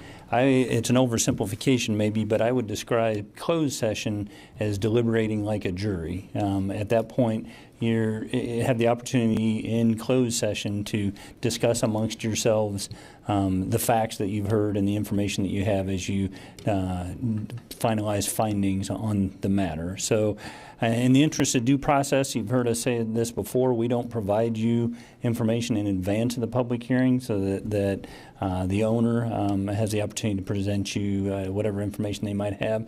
This is a little bit unique in that you convened the meeting on the 14th. You took comments. Mr. Joseph addressed you and indicated that he had loan financing secured. You took him up on that in terms of he had it secured. He indicated he had it secured and could provide that proof the following day. So you took him up on that representation and imposed a deadline. So we now find ourselves needing to kind of sort out what has been received, what your opinion of that is, whether that's responsive to the conditions you imposed on the 14th, and then you can deliberate from there. So I think we can bring you up to speed. I think there's opportunity and probably need for executive session in addition to closed session, but staff stands ready to assist you in whatever way you would find helpful. Well, I know that before we hear from Mr. Joseph, I do have some legal questions for both staff and for legal counsel, so I would prefer we move into executive session. I'm going to say 20, 30 minutes, if you want to go over the documents, there's about 5 of them, we'll so do 30 minutes. Do 30 minutes, I think, then. So, Mayor Longbine, I move the City Commission recess into executive session for 30 minutes to discuss legal considerations pertaining to the dangerous structure located at 1616 West Crawford Avenue with legal counsel based upon the need for consultation with an attorney for the public body which would be deemed privileged in the attorney-client relationship pursuant to KSA 75-4319B2. The open meeting will resume in this room at 4:57. I'll second that. Okay, we have a motion and a second to recess into executive session for 30 minutes to discuss legal considerations pertaining to 1616 West Crawford. We will resume in this room at 4:57. All in favor, say aye. Aye.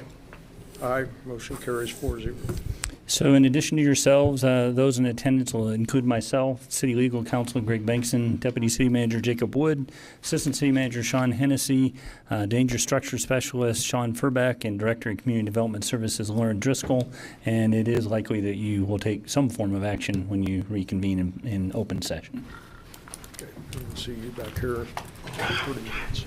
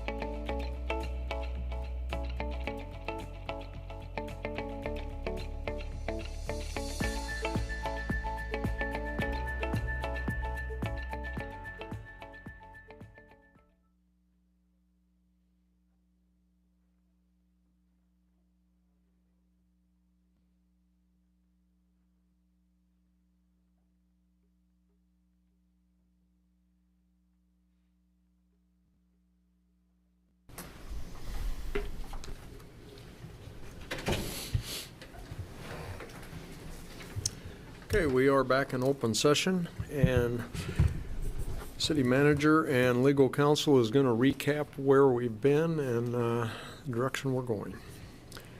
Thank you, Mayor, Commissioners. Just wanted to assure you and anyone else that might be interested, we are, of course, responsible in those attorney-client privileged executive sessions to keep the conversation on attorney-client privileged communications. Mr. Scragg alluded to correspondence before we went into the executive session.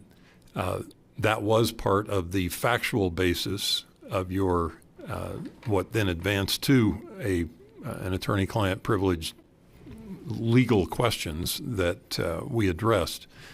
But for everyone's benefit, Mr. Scragg will now speak to those items of correspondence.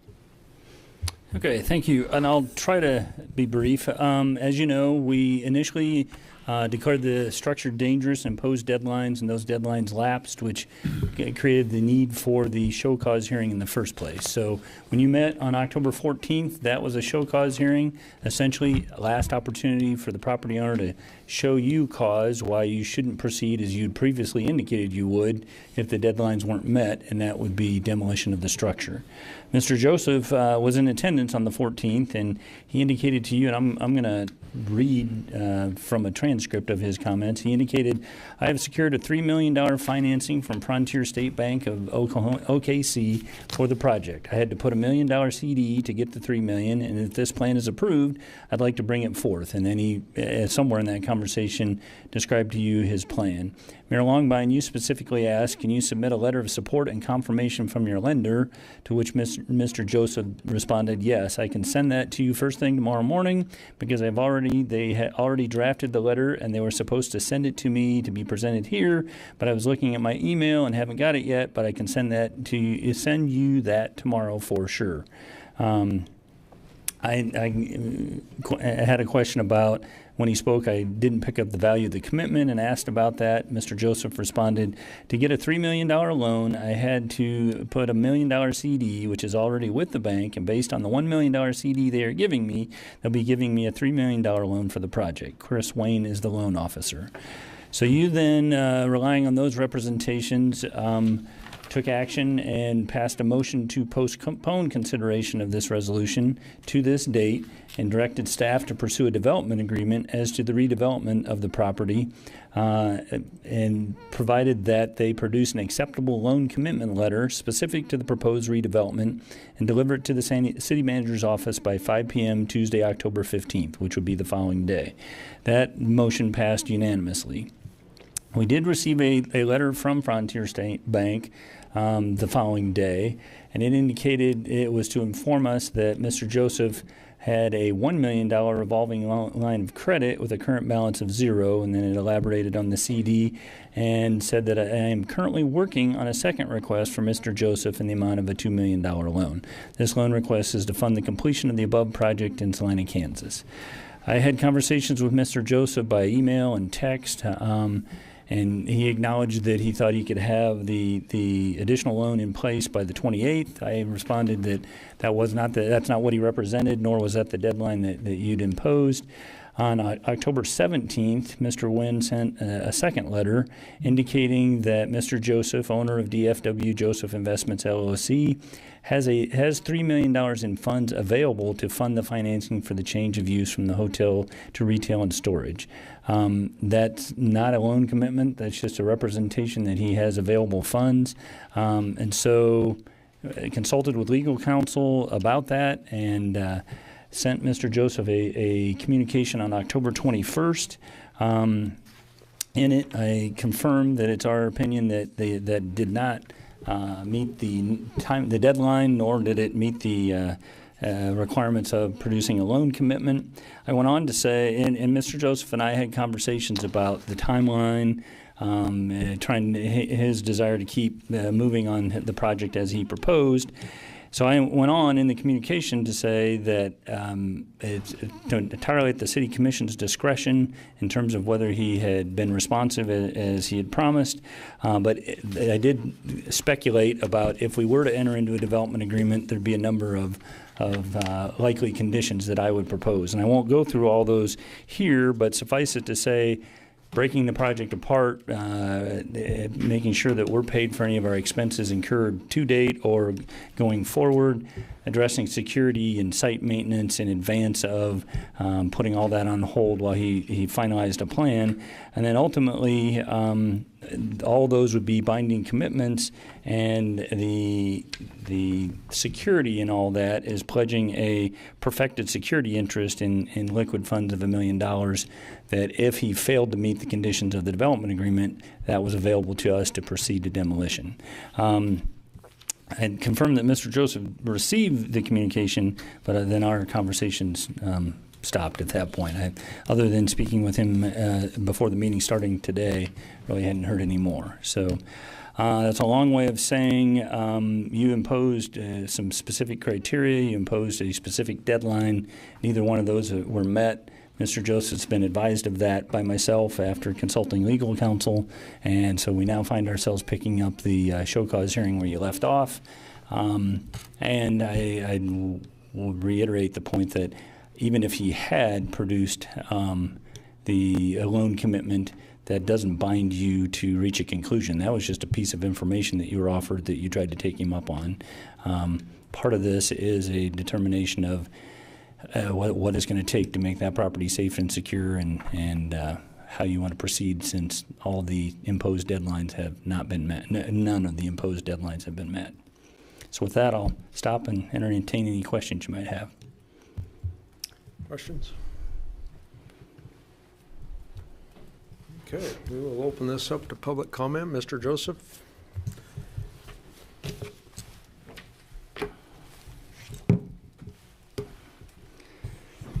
Good evening, Mayor. Good evening, council members. Just like he said, when we met last time, 14th was Columbus Day. It was bank holiday, and 15th, I had to produce a letter.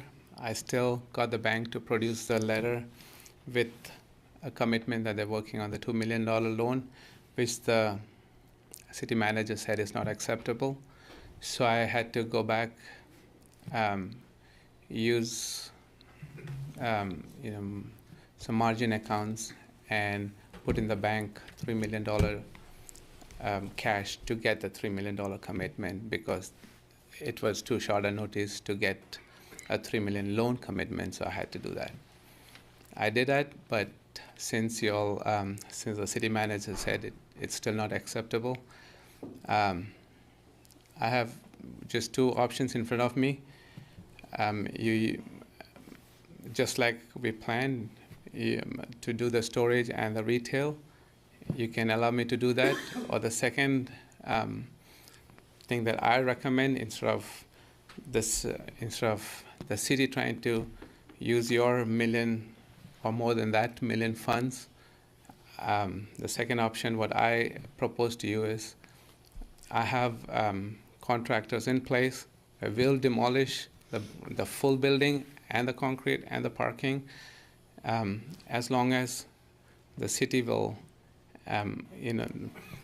they have said that it'll be around $200,000 worth of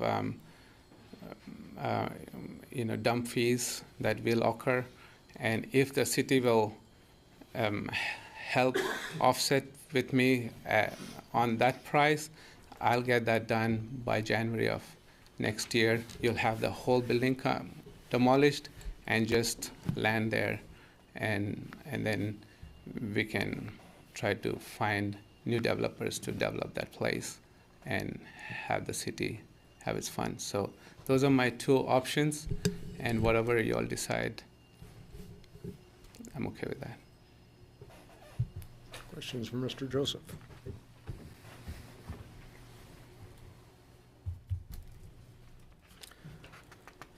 So, do you agree to the terms of this letter that was sent to you on the 21st. I agree to, I said the city manager, I agree to everything. I just don't agree to the $1 million liquid funds. Again, I have to give the city, because if I'm doing the work and I spend the money, and then after all that work, if I have to give you another $1 million commitment, it's not worth for me.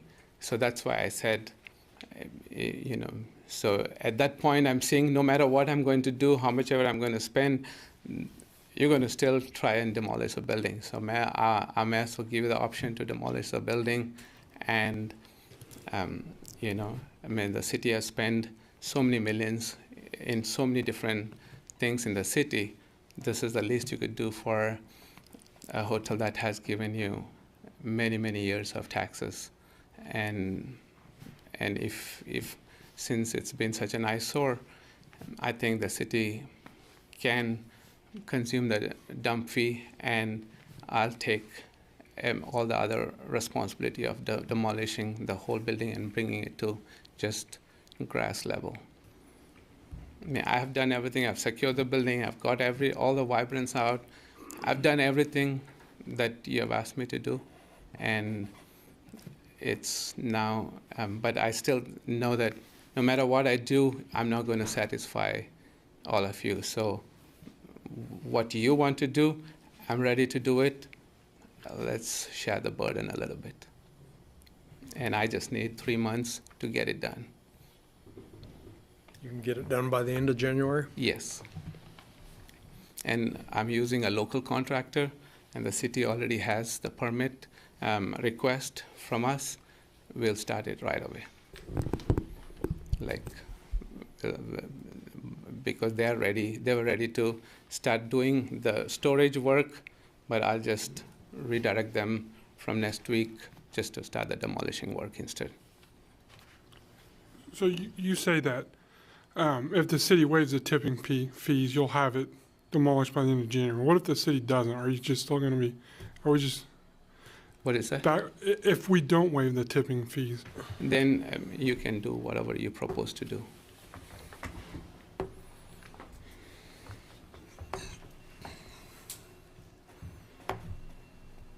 Any further questions? Okay, thank you. Thank you. Any public comment? I see none. Okay. Excuse me. I think after hearing from Mr. Joseph and from staff, I'd like to go into closed session to deliberate on this. How many minutes do we think we need? 25? We may be coming back for more, but I think he might Let's be able do to. 25, yeah. Mayor Longbine, I move the City Commission recess into a closed session for 25 minutes to deliberate on the findings of fact and conclusions of law pertaining to the dangerous structure located at 1616 West Crawford Avenue with legal counsel. The open meeting will resume in this room at, let's see, what is it, 5:35. I'll second that. I have a motion and a second to recess into closed session for 25 minutes to deliberate on the findings on the danger structure at 1616 West Crawford. Mayor, if I may. Yes. Sorry to interrupt, and may I suggest that before doing that we recess instead into about a 5-minute, and I think we can do it in 5 minutes, attorney-client privilege-based executive session. I would appreciate that. Can we stack them, or do we need to come back out? And Better come back. Well, we have to separate them Yeah. according to the Attorney General because we're under two different justifications for one is an executive session, one is a closed session. So we'll go into executive session for 5 minutes for the attorney-client privilege, correct? Correct. Okay. Mayor Longbine, I made a motion. Do I need to? You didn't get a We didn't. Did we Yeah, get a I'm sorry. second? If you don't mind withdrawing that. I withdraw my motion to move into closed session. Okay. With that, Mayor Longbine, I move the City Commission recess into executive session for 5 minutes to discuss legal considerations pertaining to the dangerous structure located at 1616 West Crawford Avenue with legal counsel based upon the need for consultation with an attorney for the public body, which would be deemed privileged in the attorney-client relationship pursuant to KSA 75-4319B2. The open meeting will resume in this room at 5:16 p.m. I'll second that. Here we have a motion to recess into executive session for 5 minutes to discuss with legal counsel the dangerous structure at 1616 West Crawford. We will resume in this room at 5:16. Attendees, same as before, yourselves, myself, City Legal Counsel Greg Bankson, Deputy City Manager Wood, Assistant City Manager Hennessy, Sean Furbeck, Dangerous Structure Specialist, and Lauren Driscoll, Director of Community Development Services. And it's likely we will take action. Commissioner Linkowitz reminded me I didn't call for a vote. Oh, all in sorry. favor say aye. Aye. Aye.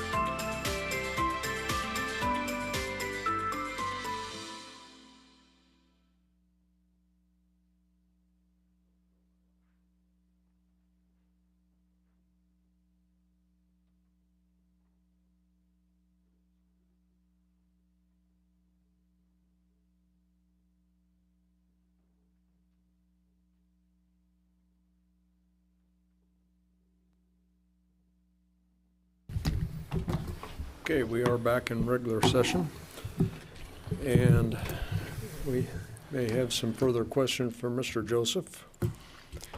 Mayor, if I may, just explain quickly what prompted the rather impromptu request for the short executive session was to be sure, with the question being raised regarding the tipping fees, and given the policy aspects of that question, I was concerned that we be sure to distinguish between your deliberations as to any findings you might wish to make on this as a result of the show cause hearing.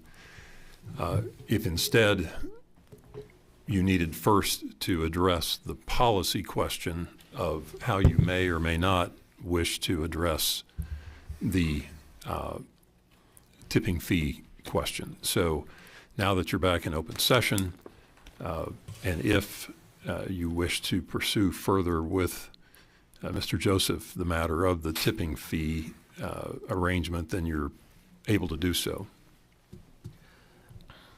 Okay, thank you. And I look at staff, the tipping fees traditionally are charged, and how is that charged? Per weight? How do we actually? Right. Per load? How is that? So the landfill operates as an enterprise fund. So first and foremost, we're budgeting that, trying to run it like a business and have it break even. We set fees as part of our comprehensive fee schedule, and then we have fee structure that is primarily based on weight. I mean, there's tires and household hazardous waste and some other things, but as it relates to this, it would be based on weight. Mr. Joseph and I have had conversations many times that we will take concrete rubble and masonry rubble if it's the right size and it's free of rebar at no charge. And that conversation's led to contents of the building and things other than that. And I can't speak for his contractor and their ability to get it to the size that we require. But in direct answer to your question, we charge based on weight, and with the exception of that waiver for rubble that meets our standards. If I may, it's not at all uncommon to get this request when we are citing a building as a dangerous structure. And consistently, my answer has been have a fee structure. Staff doesn't have that discretion. And my answer, whether it's that or the county fair or the Salina Liberty, is you're really asking for financial assistance. And so I would take it forward to the City Commission as a funding request, essentially. But that's not something staff has done at our discretion. That's a policy decision for you.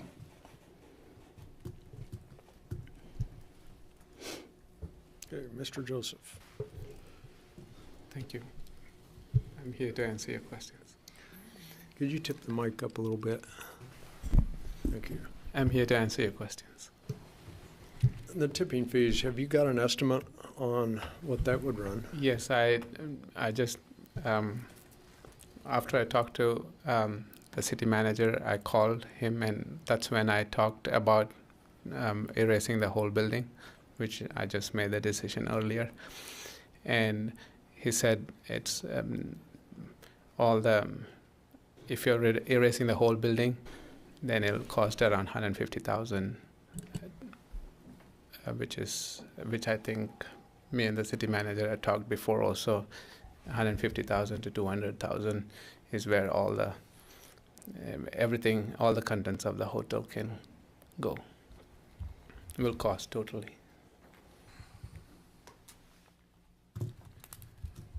Thoughts on that?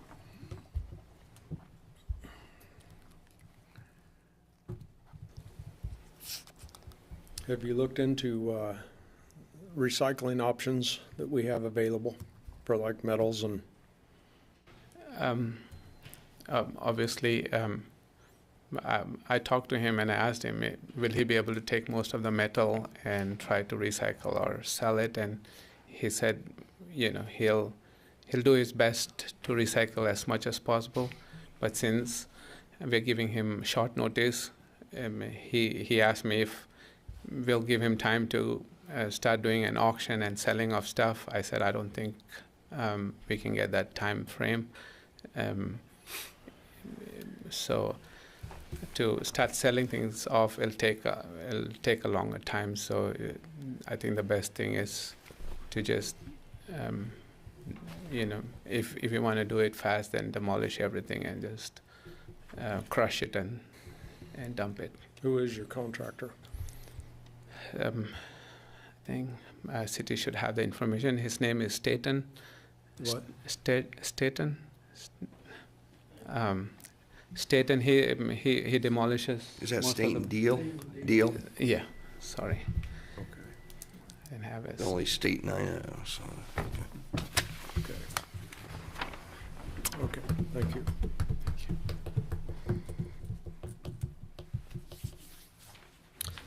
Are we at a point of making a decision? And Okay, I think we need to go into deliberation then. Again, I guess 25 minutes is what we were looking at, so.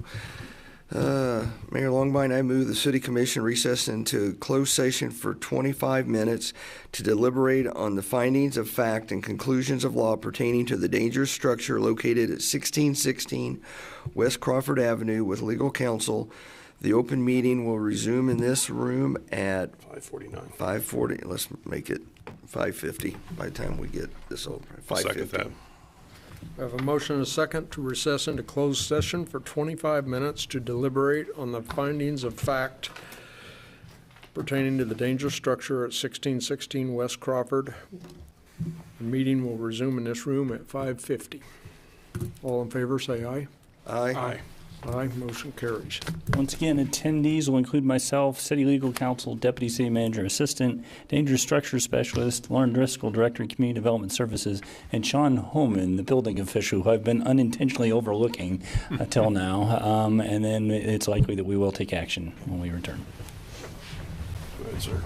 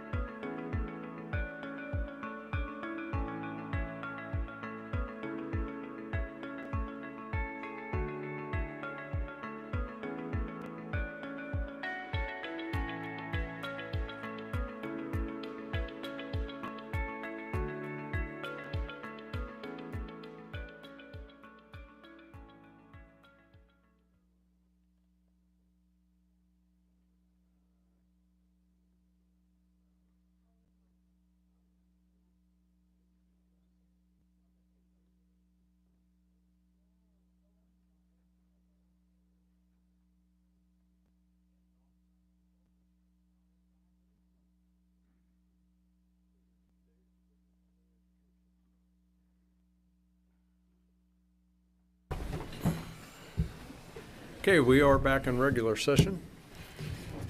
And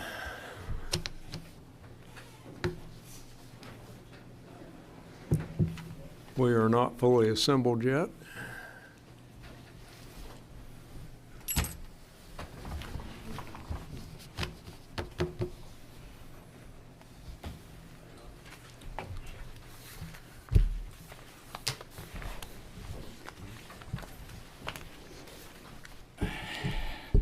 Okay, we do have some findings to discuss and action to take. Yeah, thank you, Mayor. If I could further explain where we're at, you're left with two decision points.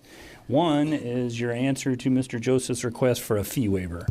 That's not necessarily something that needs to be incorporated into your show cause finding and resolution. That's more of a policy decision for you to discuss and provide a consensus opinion or direction to staff, and then I guess ultimately Mr. Joseph.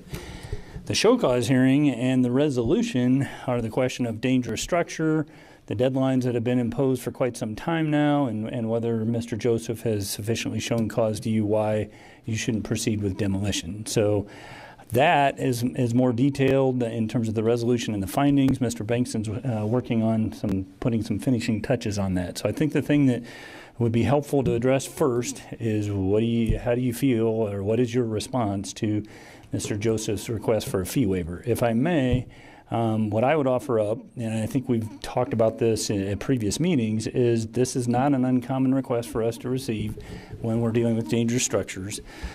Dangerous structures has been a priority of the governing bodies for quite some time. We've staffed up a additional position, a specialist that is making noticeable progress on dangerous structures. I think there will be more of these conversations in the future, and everything from homes to sizable structures. One that did not rise to this level is the building, the elevator building that was across the street from Fire Station Number 1. That's been something the owner's been working on, kind of selectively doing demo and salvaging some of the material, but my understanding is that came down as of about 1 o'clock today. No fee waiver in that particular instance. So I do think this is very much a precedent-setting decision for you. The other thing that I would tell you, and I'm repeating myself, is the landfill operates as an enterprise fund. So if you chose to waive the tipping fees, that's lost revenue in return for capacity of the landfill. And so we would have to make an offset. My suggested offset would be a cash transaction transfer from the general fund to the landfill fund, so that as we set fees, as we size cells and plan for the future development of the landfill, that financially our planning remains solid. Ironically, the Commission information memorandum that went out with this particular packet was what the future, an update for you on construction of a new cell, the timeline for additional cells, the other equipment purchases and items that we have on the horizon for the landfill. So I think it demonstrates what a going concern the landfill itself is, and the financial planning that's involved with that. Having said that, the other thing that if you want to entertain a tipping fee waiver of some kind, my suggestion would be that you put a percentage cap on it, you put a dollar cap on it, and that you make it a rebate that is returned to the owner when the project is sufficiently completed, rather than some type of ongoing waiver as the project might progress and fits and starts. Discussion. Pertaining to the tipping fee, and I believe it's a mistake. I think it's going to set a precedent that's going to be a headache down the road, and yeah, I'm philosophically opposed to it.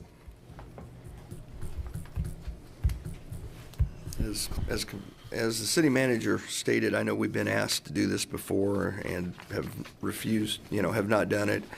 I know we have projects coming up that I'm guessing if we do this, we're going to be asked for that.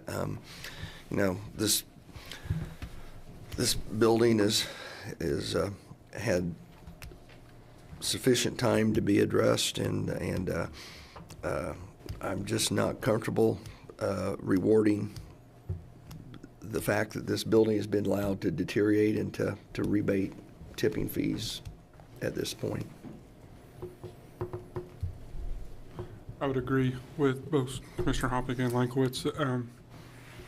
I don't see giving any tipping fees as well. Just not good to set that precedent. Okay, I think we have resolved that issue on tipping fees. There's nothing else. I will close the public hearing. Is Mr. Bingston coming out? I think he's working on the findings getting you a final draft prepared. What you could do, oh, here he is right now. So,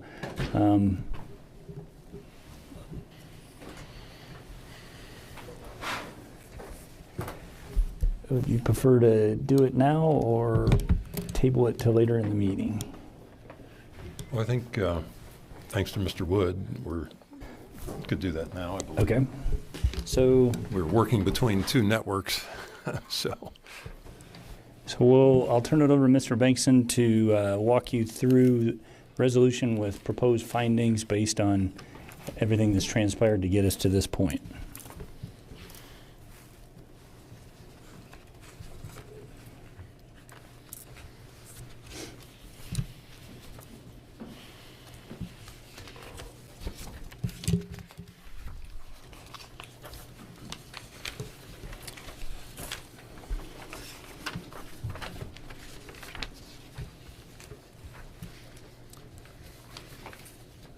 Okay, thank you, Mayor and Commissioners.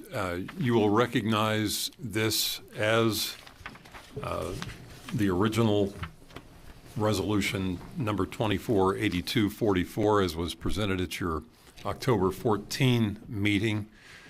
It has been modified to include developments since and developments today.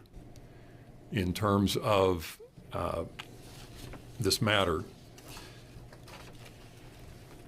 finding number 2 has been modified to refer to the show cause here as being opened on October 14, 2024, instead of fully conducted, in that it was continued until today as well. And then there's reference to Mr. Joseph representing the owner.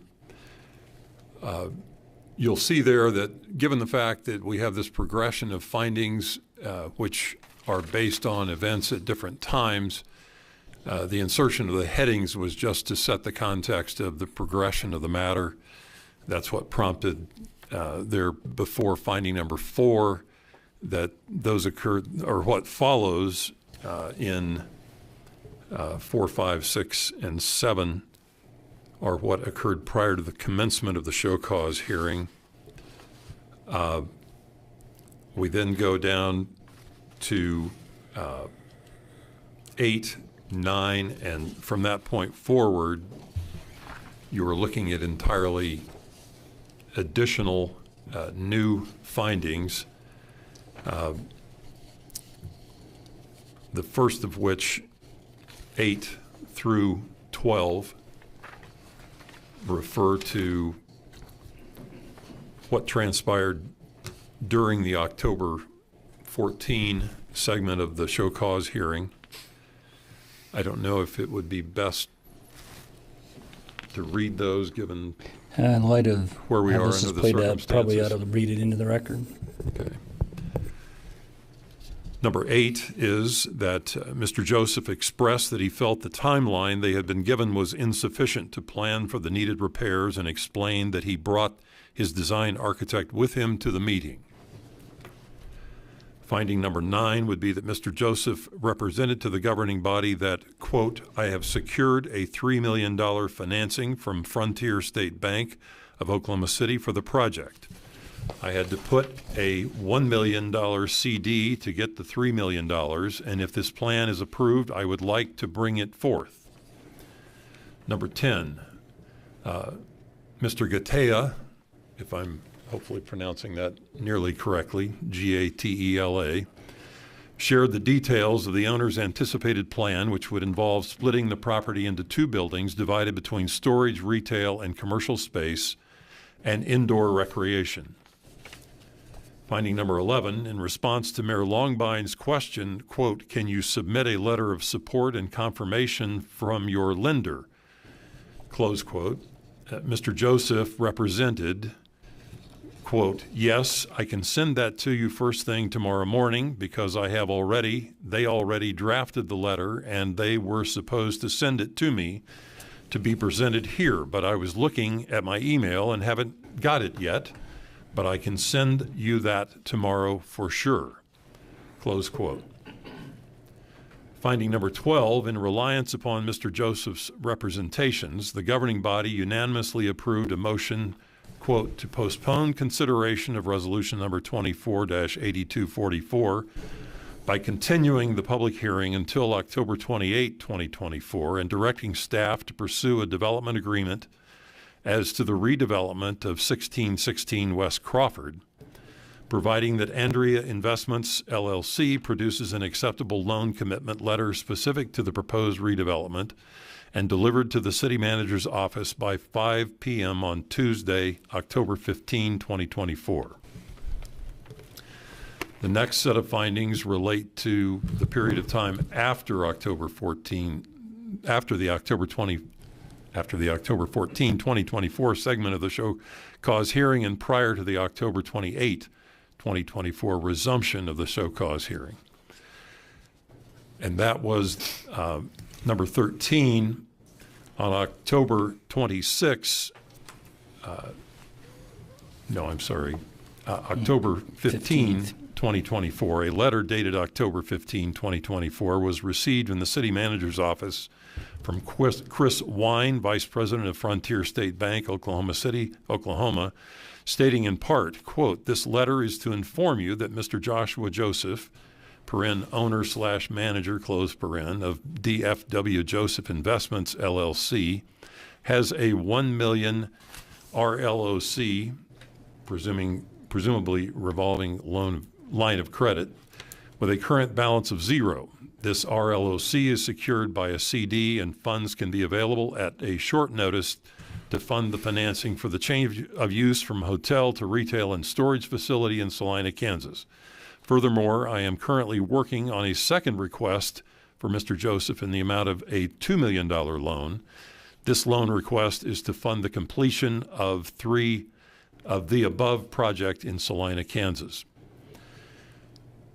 Number 14, after Mr. Joseph was informed by the city manager that the October 15, 2024 letter from Frontier State Bank was not compliant with the condition imposed by the governing body, a subsequent letter dated October 17, 2024 was received from Mr. Wynn of Frontier State Bank stating in part that, quote, this letter is to inform you that Mr. Joshua Joseph, open/manager, close paren, of DFW Joseph Investments, LLC, and OCK Downtown Joseph Investments, LLC, has a $3 million in funds available to fund the financing for the change in use from hotel to retail and storage facility in Salina, Kansas. By letter from the city manager dated October 21, 2024, an email to Mr. Joseph on the morning of October 21, 2024, Mr. Joseph was informed by the city manager that, quote, while I appreciate Mr. Wynn's efforts to secure the city of Salina that you have, quote, funds available to fund the financing, close quote, the letter, in my opinion and in the opinion of the city's legal counsel, does not satisfy the express condition imposed by the city commission, namely that you provide proof of your lender's binding commitment to lend you or your entity the sum of $3 million for purposes of funding the repair and redevelopment project, close quote. The letter further stated in part, quote, while I cannot speak to the city's commission's position on this matter, nor can I waive or extend the deadline they imposed, I encourage you to furnish my office with an actual loan commitment at your earliest convenience and prior to the resumption of the show cause hearing on October 28, 2024. Number 16, despite the owner's representations to the governing body regarding his prearranged financing of the proposed project made during the October 14, 2024 segment of the show cause hearing, The owner did not provide the required, quote, acceptable loan commitment letter specific to the proposed redevelopment and delivered to the city manager's office by the 5 p.m. Tuesday, October 15, 2024 deadline, and further had not provided such a loan commitment letter as of resumption of the show cause hearing on October 28, 2024. The findings continue relating to today's segment of the show cause hearing and simply indicate in number 17 that the continued show cause hearing was resumed during the October 28, 2024 regular meeting of the city's governing body. Mr. Joseph appeared as the owner's representative. And the additional finding in number 18, Mr. Joseph did not deny that the letters provided by Frontier State Bank did not meet the condition imposed by the governing body as the terms for entertaining further discussions of a potential development agreement.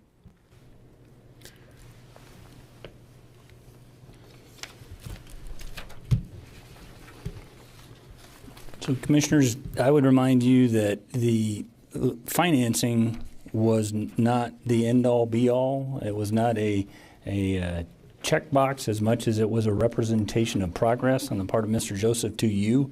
This has been a long time coming in terms of code enforcement conversations, struggles to make noticeable progress just in terms of communications.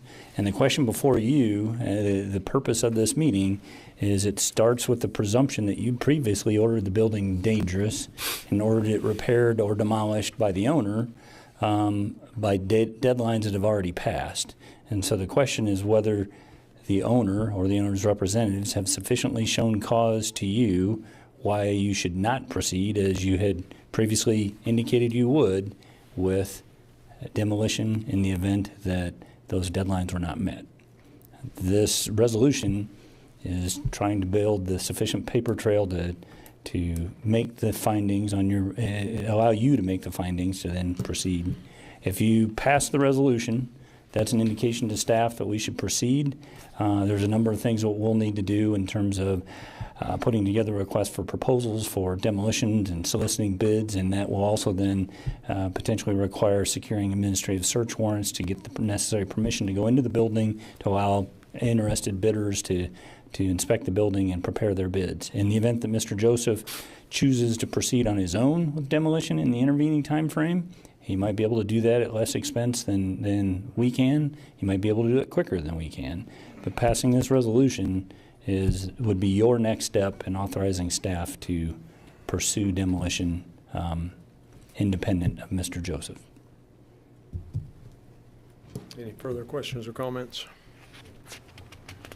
I will close the public hearing, bring this back to the Commission for action. Mayor Longbine, I move that we approve resolution number 24-8244, making certain findings and conclusions based upon a show cause hearing related to the dangerous structure located at 1616 West Crawford Street, Salina, Kansas, and determining that the city shall cause the structure to be raised and removed and recover the cost of such work in the manner provided under KSA 12-1755. Second. Mayor, if I may, and I'm sorry I didn't mention this earlier, I suppose given the fact that the resolution has been amended since originally presented at your October 14th meeting, we should probably note it as amended. As amended? Okay. So. As amended. Okay. And I hope Mr. Joseph is clear that you are free to proceed with the demolition of the building, but we are taking this action tonight. We have a motion and a second to approve resolution number 24-8244. Amended resolution. As amended. Okay. All in favor, say aye. Aye. Aye. Motion carries 4-0. Thank you all for your patience. The consent agenda.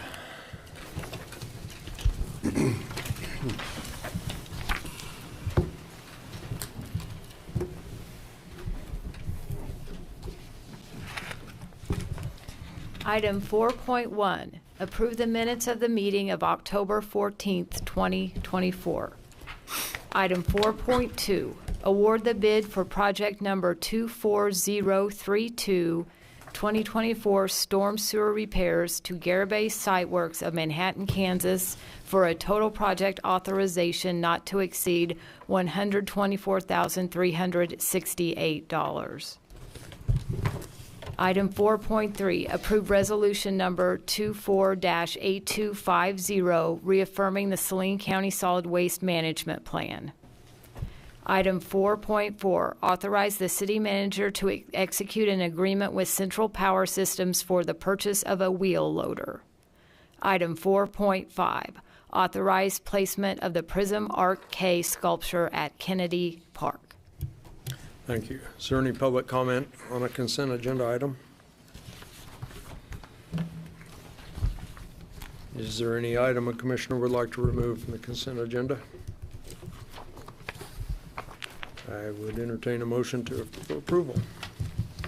Mayor, I move we approve consent agenda items 4.1, 4.2, 4.3, 4.4, and 4.5. I'll second that. A motion and a second to approve the consent agenda items as read. All in favor, say aye. Aye. Aye. Motion carries 4-0. Administration.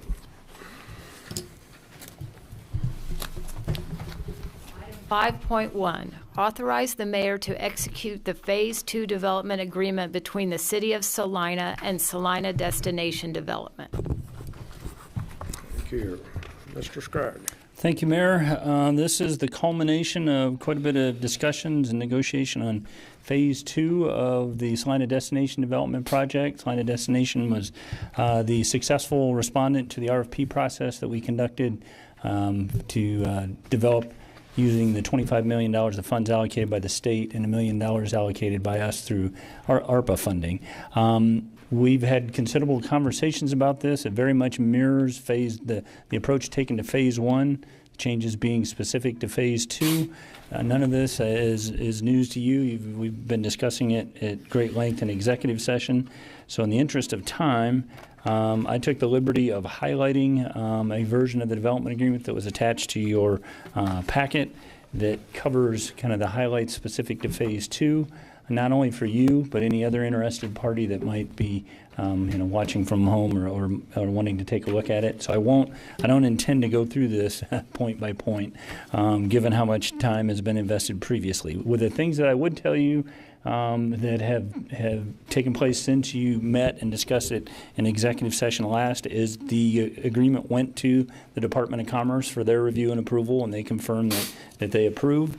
The things of note are the approach to Phase 2. I've kind of gotten attached to the phrase horizontal apartments. We'd asked for an innovative approach, trying to do something different.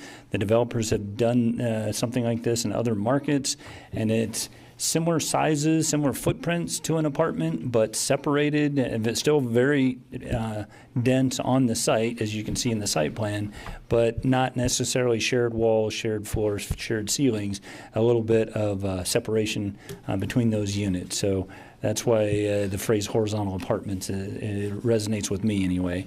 With respect to the terms of the agreement, they are very detailed as to breaking out the deliverables and the timelines, and the developer's already proceeded with preparation of plans and is ready for submission upon approval of the agreement to proceed to their approvals they need in the way of zoning, site planning. That'll all still have to go through the Planning Commission, the City Commission. This acknowledges this is not a pre-approval of those required zoning elements. They'll have to work through that like any other project. And then they're on the timeline imposed by the state for completion in terms of expenditure of the funds and occupancy. So there are representatives of the developer here. Mr. Murphin and Jeremy Hurt are in attendance. I certainly want to give them the opportunity to describe or correct anything I might have said about the description of the development. And then Steve Sparks, our special counsel, as it relates to this project, is online via Zoom to answer any legal questions that we might have. But I'll stop there. This is as previously described to you, and it's in final form, ready for approval and execution. Thank you. Would the developers like to comment on this?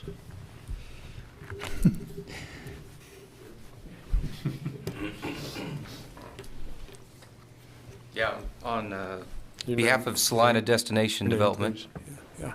this is Jeremy Hurt. Okay. We're excited about the project. We were asked to kind of incorporate some innovation here and do something different, so I think we've done that. And with 500 units coming online, we will have multiple product types and price points and that sort of thing for various citizens in Salina. So I think it'll be exciting for the city of Salina and the citizens. Happy to answer any questions. And phase one is progressing as planned? It is. It's on schedule. Yeah. Good. Mm-hmm. Good. It's good to see it's going vertical. Yeah. Haven't had many rain days, that's for sure. Only 7 so far. Yeah. Okay. Any questions? Thank you. Go ahead. I know we brought this up. I do appreciate the different type of units. I think that's something we do not have in the community, and if it looks anything like this, I think the community will be excited about it. So appreciate that. And this has been a long process. We're ready to execute and get going. Did Mr. Murphin have any comment? Thank you. Well, thank you for being here. Any other questions or comments? I guess I have a question. I haven't looked at all the signature requirements. I got a whole pack here. Do the developers need to sign anything before they leave? No, actually, I think the signatories plane got turned around because of high winds, and we'll sort out the signatures after the fact. Okay. He thinks I'm going to sign. Oh, who does? Rick does? I don't know that we have the paperwork ready for you, but we'll sort it out. Okay. Is there any public comment? Okay, bring this back for action. Mayor Longbine, I move that we authorize the mayor to execute the Phase 2 development agreement between the City of Salina and Salina Destination Development. I'll second that. We have a motion and a second to authorize the mayor to execute the Phase 2 development agreement between the City of Salina and Salina Destination Development. All in favor, say aye. Aye. Aye. Motion carries 4-0. Item 5.2. Item 5.2, authorize city staff to prepare and submit a grant application to the U.S. Environmental Protection Agency for the Environmental and Climate Justice Community Change Grants Program in the amount of $20 million. Mr. Wood. Mayor and Commissioners, Jacob Wood, Deputy City Manager. As you're aware, we've been working with Schneider Electric for a $7.5 million energy efficiency project throughout the city for about a year now. They've done some work with the solar installation, upgrade of HVAC systems, installation of insulation at city facilities. And about 6 weeks ago, they brought to my attention the possibility for a grant from the EPA called the Community Change Grant. EPA has $2 billion that's set aside out of the Inflation Reduction Act that they have released a couple of rounds of funding for this particular grant. They didn't really get the number of grant applications that they thought they would on the first round, so they've been really aggressive about trying to get additional applicants. So they've provided additional technical assistance and really kind of did a call for applicants to come forward. This grant requires the applicant to include at least one climate action strategy and one pollution reduction strategy. You can include more than that if you want to, and those are all kind of outlined in the notice of funding agreement. I won't go through all of the different possibilities, but for about 6 weeks now, I've been working with Schneider Electric to come up with a grant proposal, and we've come up with 3 projects that we feel meet the intent of this grant. The first is solar energy installation and HVAC upgrades at city facilities. This is kind of a continuation of the project that we started with Schneider Electric. So this would include solar at several different city facilities. Water and wastewater treatment plants are principal among that. There will be some other facilities in that list and some other HVAC upgrades across the city. I don't have a specific list for you at this point. They're still working through the engineering on that side, but we expect that to be about $10 million a project that we would apply for. At this point, they are expecting with the solar, the expected usable life of the solar panels, that the city would return about $5 million on that and $10 million investment over the life of the grant. And this is 100% federal funds. There's no matching funds that are involved, so that would be just right off the top improvement for the city. The second part of the project is energy efficiency for low-income housing. We've set aside $5 million for this portion of the funding, and this would be weatherization of homes in qualified areas of Salina, and that's designated by the EPA, and there's a whole list of areas that would be eligible.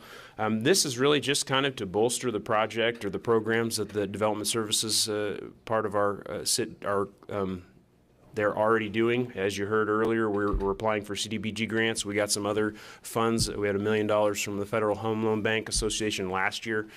So that would just be additional money and funds that would go towards the programs that we're already doing, just bolster those and add to the number of houses that we would be able to service.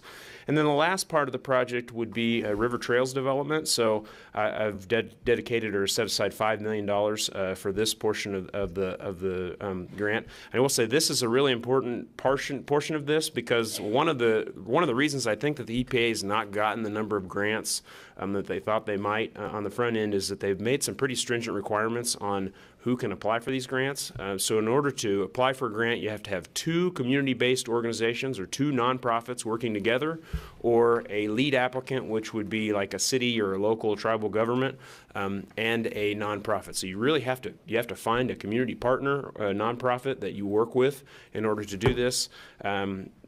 We felt like Friends of the River Foundation was a group that we could work with very well. We already have a river plan that's out there, and there are portions of the trail that are not funded. So we established that I met with the board for the Friends of the River Foundation last week, and they've agreed to be our partner in this. We would manage the project, we would have the design engineering done, and they would help us with community outreach and doing some town hall meetings to talk about how this is a benefit to the community and that sort of thing. So today what I'm asking is for authorization to apply for this grant.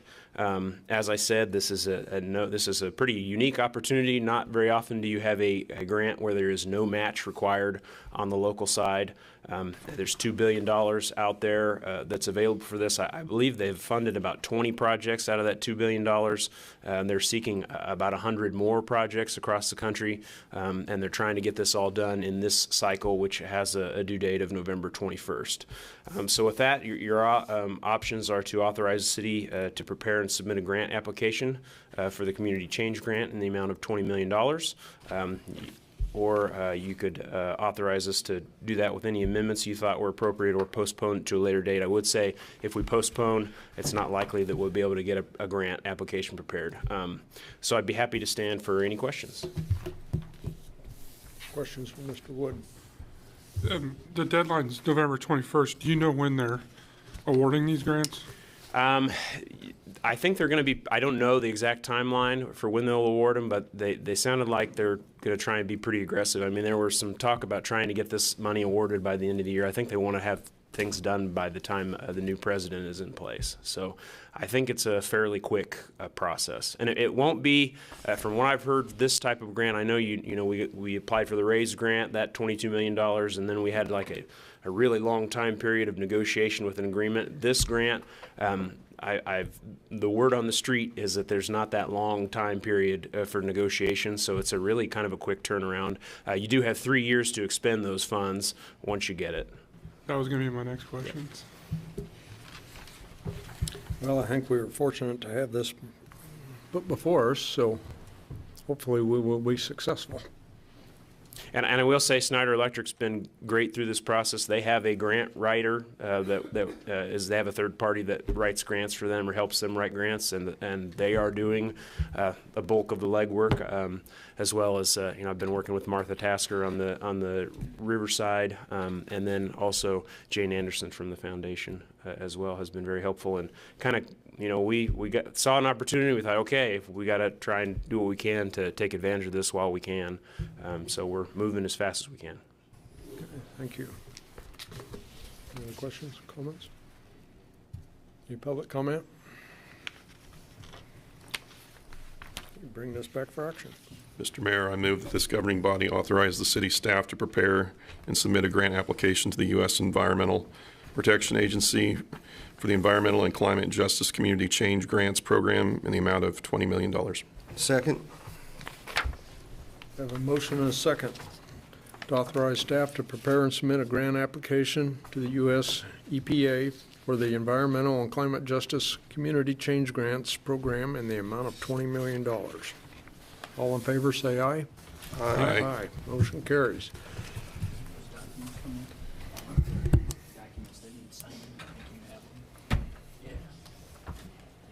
I asked that question earlier. You had to figure out the answer first. Item 5.3.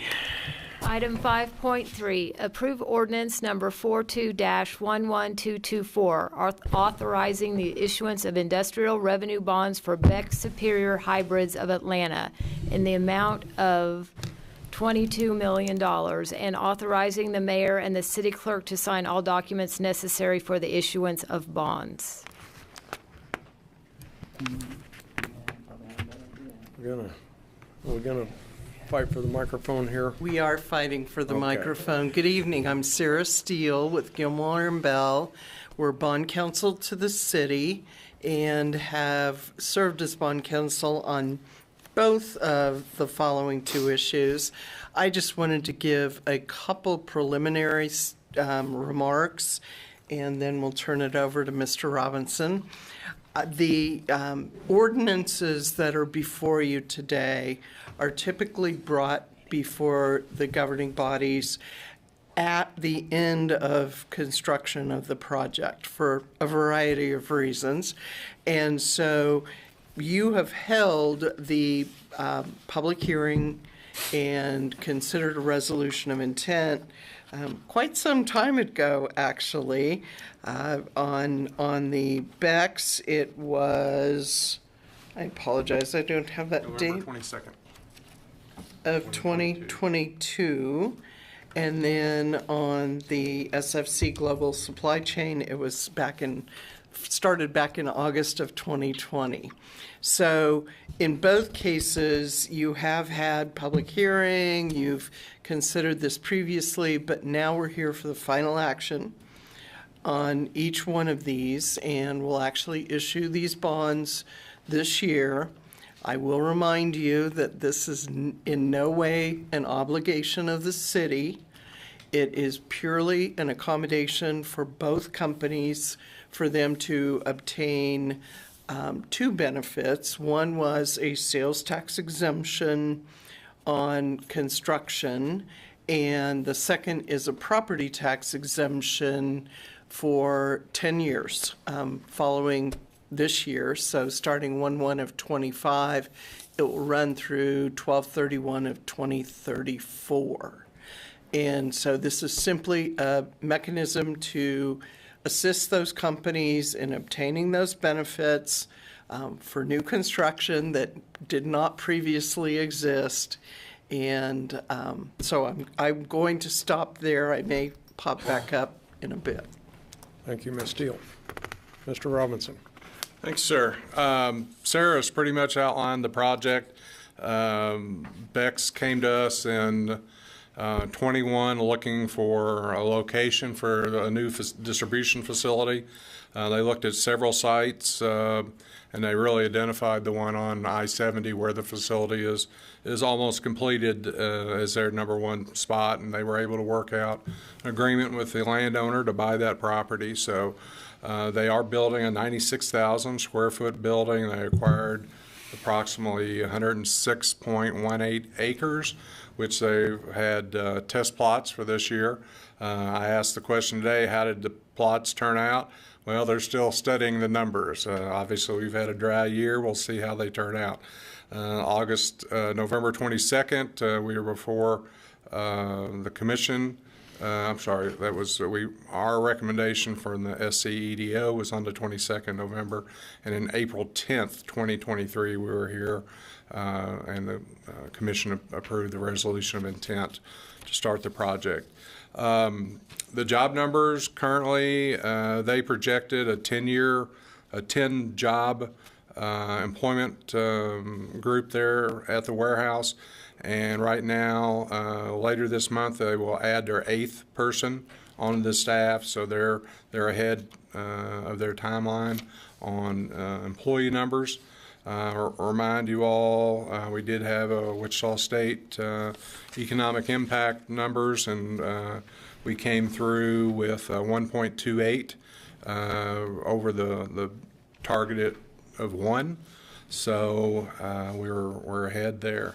I can go into a little more detail, but I think you all are familiar with the project. You've probably watched it like I have, going up there along the interstate. They're looking at probably having some type of ribbon cutting in August in conjunction with a customer event that they do each year at all their facilities during the summer. So I'd be more than happy to answer any questions. The options for you all tonight, number 1 would be approve ordinance number 2411-224. Second option would be approve it with amendments as the commission deems appropriate. Third would be postpone consideration of ordinance to a specified date and time and provide staff direction regarding additional information or amendments. And then fourth would be vote to deny the ordinance, resulting in the issuance of the bonds not being authorized at this time. Staff recommends option number 1. Any questions? You want to correct myself? Anything I said? No, sir. Okay. I just wanted to elaborate a bit. Unfortunately, on this project, we had 2 documents change at the last moment, which we don't like to do to you. But the company's counsel required a couple of additions to the site lease and the project lease. And I could summarize those in 3 categories. First, they added the concept of permitting future mortgages for financings in the future and the ability to grant easements on the property to the extent they don't interfere with their operations. The second is that they expanded the definition in the project lease of permitted encumbrances to allow for mortgages and easements to be included within that. And third, they wanted the ability for Becks to be able to post a bond to avoid foreclosure and sale. None of these, the foreclosure and sale is very, very unlikely, but they are a large company, and they may want to include this property in a future financing, and they wanted to have that ability to do so. I'd be happy to go through them in detail, but in summary, that's the reason for those changes, none of which really impact the city whatsoever. And Commissioners, you have both copies of the completed document with the changes as well as a copy which highlights the differences so you can see those changes. And I do again apologize for that. Yeah, and any mortgages will be subordinate to the bonds anyway. Correct. So. Oh, I'm sorry, Mr. Hoppick. The mortgages will actually be given priority. The company is buying their own bonds. Oh, they're buying them. So they are the obligor. They are also the owner of the bond. Therefore, city doesn't really care. It's not going to impact a bondholder in any way if they choose to include this property in a mortgage. So they're buying their own bonds. Yes.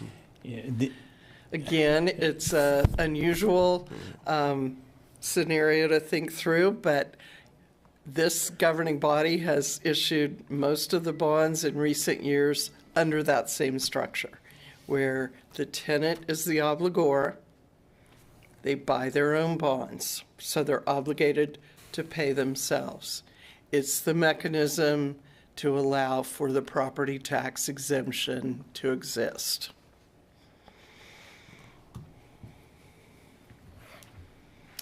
So in that scenario, it affords them the property tax exemption, but it doesn't afford them financing on our behalf. They're still funding their project privately. Yeah, I think there's always confusion when IRBs are issued that we're actually standing behind the financing, and that's not Absolutely the case. not. The city is in no way responsible. Right.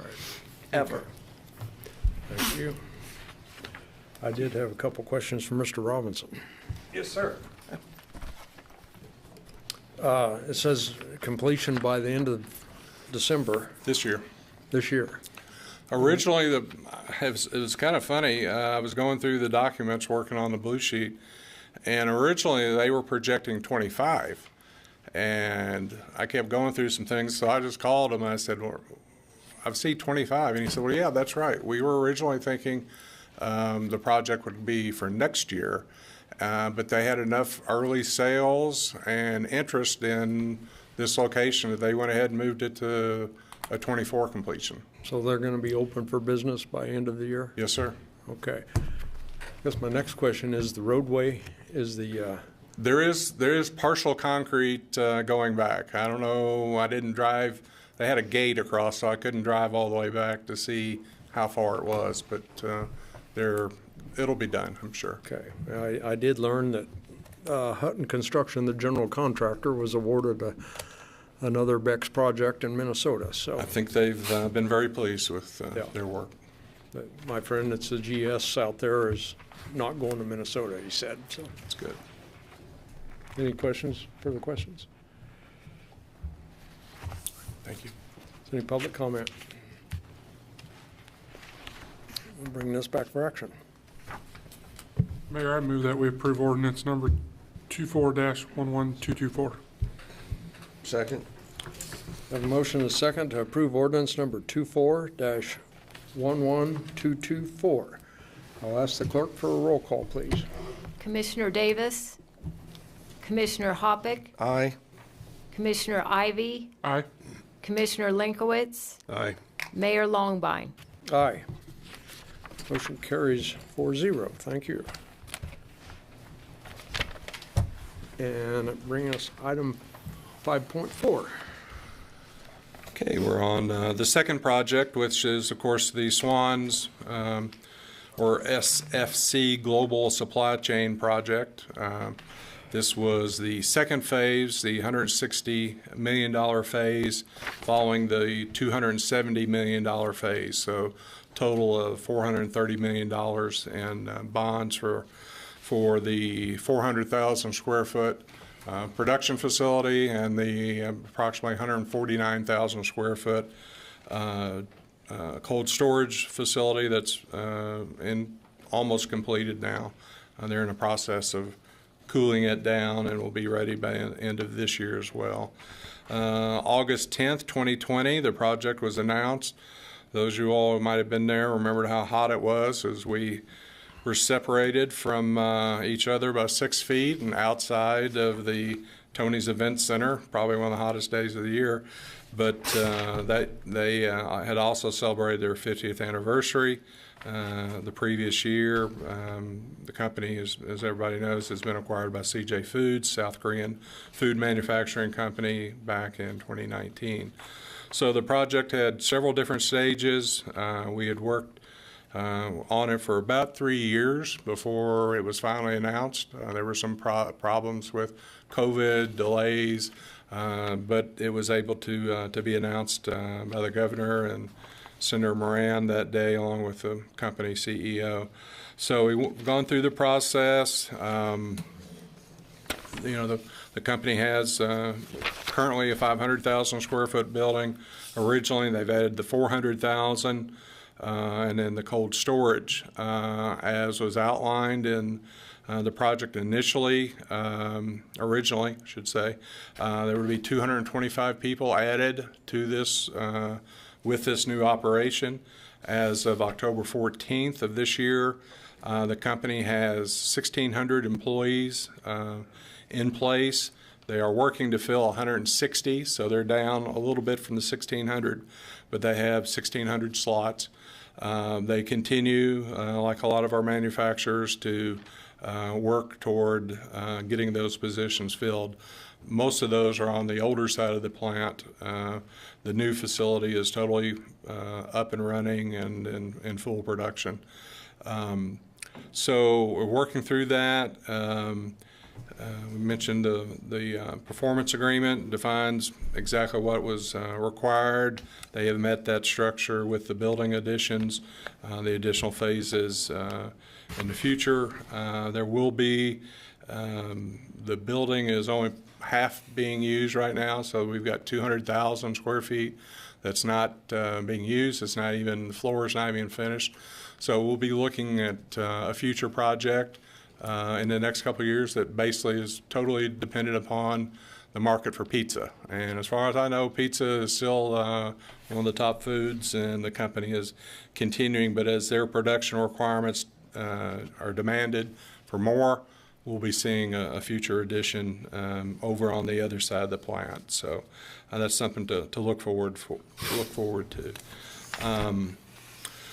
As always, we worked with Wichita State again for their economic impact, the return benefit cost ratio, and we came in this time, as I said earlier, target's 1.0, and we came in at 1.3, so well above that.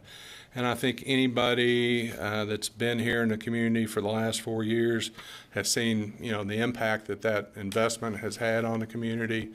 The job numbers, the improvements there at the plant. These positions that were added have generally been higher paying because of the technology-oriented requirements on this production line. That production line can make a semi-load of pizza in an hour. One of the big benefits to the company is the reduced amount of cleanup that's required. They have a more efficient system with this straight production line versus some of the older lines in the building. If you've been through that, you've seen that. So they're quite excited about the benefits and how the facility has come along for them, and they're looking forward to the cold storage and other future additions. So action tonight, again, approve ordinance number 24-11-225 as number one. Number two, approve ordinance with amendments as the City Commission deems appropriate. Third option is postpone consideration of the ordinance to a specified date and time, provide staff direction regarding additional information or amendments. And number four would be approve not approve, deny the ordinance, resulting in the issuance of the bonds not being authorized tonight. Staff option again is choice is number one. And again, I'd be happy to answer questions. Questions? They really have 160 openings right now? That's what I was told. Well, I guess we're building houses and housing, so. Yep. Going to have some nice ones, it looks like. Thank you. Any public comment?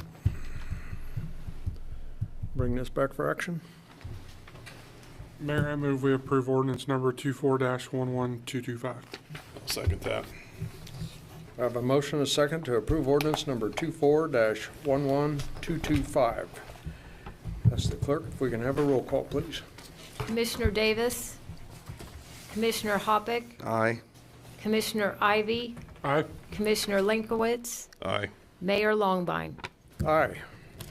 Motion carries 4-0. And that will bring us to developmental business. No, we're still on administration. We're turning into a long meeting here. My eyes are getting blurred. We're in development. We are developmental. Yeah. Okay. Item 6.1, approve resolution number 24-8252, adopting the updated City of Salina housing policy. Ms. Clem.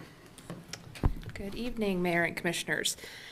Today I have before you a resolution to go over the update to the City of Salina's housing policy. So housing and their associated incentive requests have been a normal part of our agenda items over the last couple of years. I'm going to just do a brief background. I won't read the whole blue sheet for you. So we started with Resolution 167315, adopting the Live Salina Housing Plan. Back in January of 2016. We did that with the help of RDG Planning and Design Group. Over the past 8 years, we have seen a lot of success with a lot of our different employers out in the region. So with One Vision, Schwann's, Great Plains, Vortex, as well as our downtown revitalization project, there's been a direct impact on the community where we're needing those houses, just like you said just a couple minutes ago. So in January of 21, the City of Salina worked with RDG again to update our housing plan as well as our housing policy. The city wanted to update the plan to assess the housing development challenges and costs with that anticipation for the developers as well as while they're seeking their financial assistance. So at that time, there was a couple of projects that we're looking at, specifically RHID and IRBs. So we had those directly in the housing policy. Since that time, we have authorized a couple of different incentives for different developers, that being moderate income housing, building permit fee waivers, Kansas Housing Investor Tax Credits, and low income housing tax credits. So we are looking to add those to the housing policy. The original housing policy did have criteria and objectives for other incentives, but it was built to add those in as we use them. So that's what we're looking to do today, is to add those to our housing policy and make it a developer package that's easy for everyone to understand and have all the criteria in one place. That criteria and objectives that we've added into the MIH, building permit fee waivers, KHITC, and LIHTC are from blue sheets and your decisions that you've made on different subdivisions, including the Ryan Edition, Aeroplanes Edition, Pioneers President's Place, and the Stone Lake Edition. We also did include in the housing policy update information on the neighborhood revitalization program. Even though that already has an adopted policy, we like to include that in there just so that it's one package for developers and staff to administer off of. The housing policy update is attached as a draft to your blue sheet, and we can go through anything that you would like to today. Like I said, we use that information that you had already provided through your decision making over the last couple of years. There is no direct cost associated with the adoption of the policy, but it will impact how you make future decisions in the future. So today, you have 4 items in front of you. One is to approve resolution number 248252. Number 2, approve resolution number 248252 with amendments as you deem appropriate. Number 3 is postpone consideration of resolution number 248252 and provide staff direction regarding additional information or amendments that you'd like to see. And then 4 is vote to deny resolution number 248252. Like I said, there is the draft resolution, but also the draft housing policy, and we can go over any specific questions or criteria that you might have. Questions for Ms. Clem? Okay. Thank you. housing policy is all coming together. Yes, it is. So, any public comment? Bring this back for action. Mr. Mayor, I move for approval of resolution number 24-8252. Second. I have a motion to approve resolution number 24-8252. All in favor, say aye. Aye. Aye. Motion carries 4-0. And the original agenda did not have item 7, other business.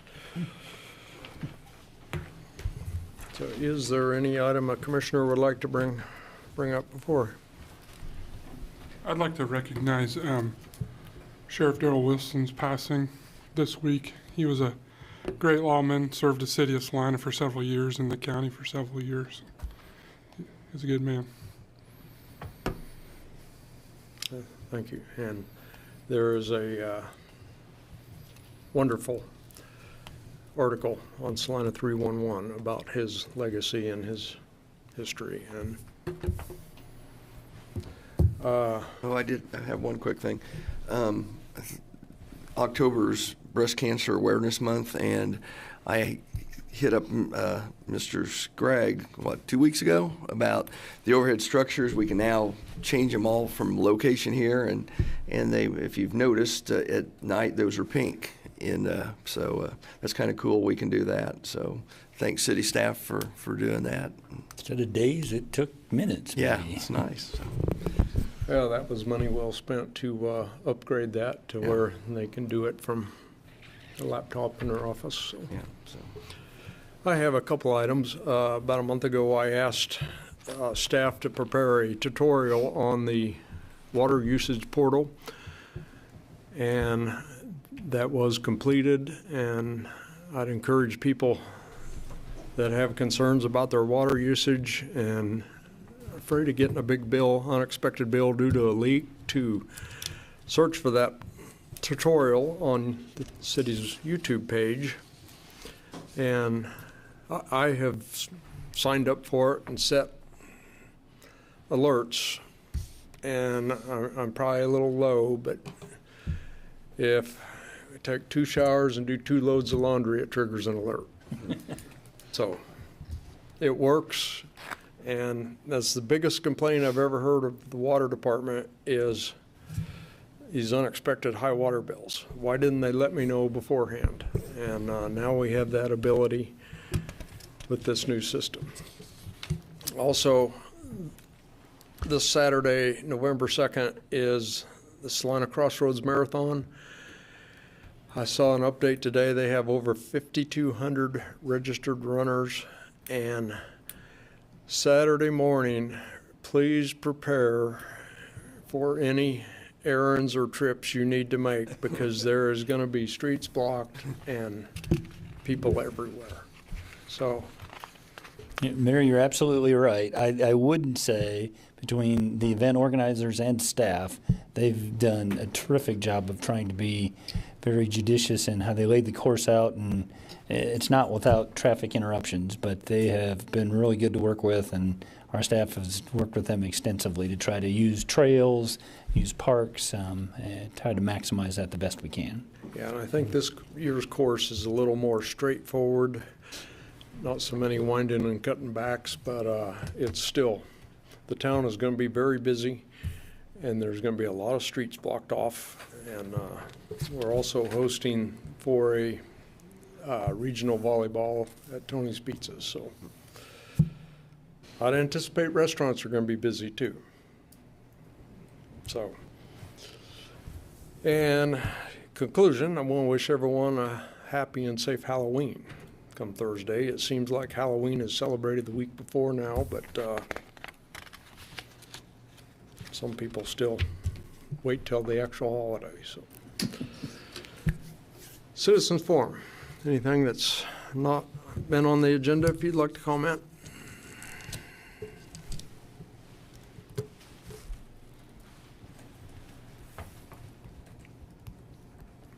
Norman Randall, Salina. October 16th of this year, 24. The governor has updated the declaration of drought emergency warnings for all of the counties in the state of Kansas. Also, 40 states now are under drought watch. We've got 3 classes of drought right here in Kansas. Right here in this center part, 3 of them you're in the extreme. You're running out of water, folks. Do you have any plan in place to restrict water in this city? There are businesses that should not be using water. Your car washes, your water spray plants, etc.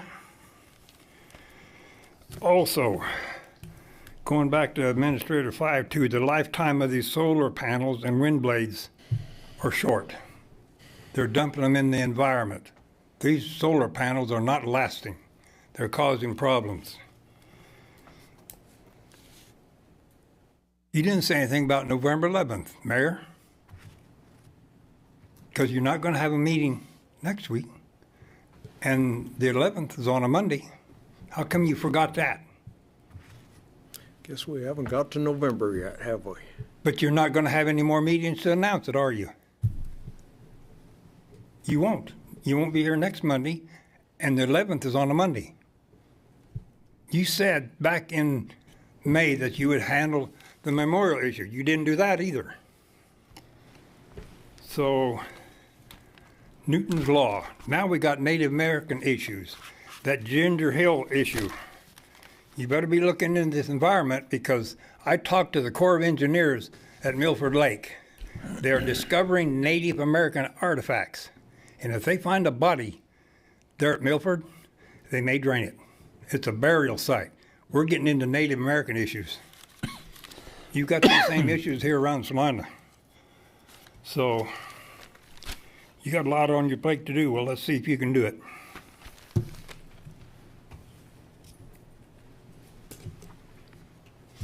Anyone else? Okay, we are scheduled for another executive session. And do we want to take a little break before we? I'm game. Well, how long do we need for executive session? Name that song in 12 notes. 20 minutes. 20? Okay, we'll take a 5-minute break. Okay. Mayor Longbine, I move the City Commission recess into executive session for 20 minutes to discuss the potential acquisition of specific real estate, the identification of which would be contrary to the public interest based upon the need for the preliminary discussion of the acquisition of real property pursuant to KSA 75-4319B6.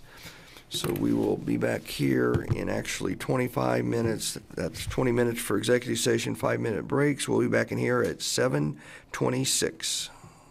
I'll second that.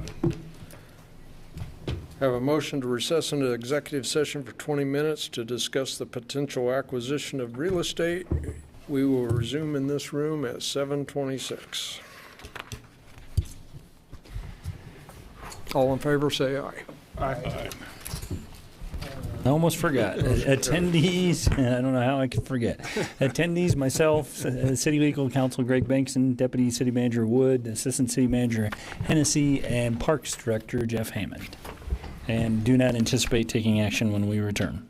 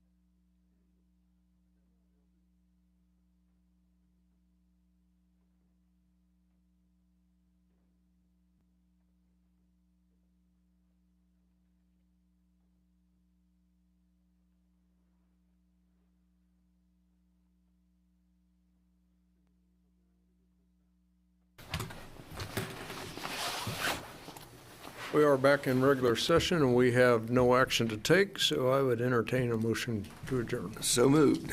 Second. Motion is second. All in favor, say aye. Aye. Aye. We will see you back here November 18th. Is that correct?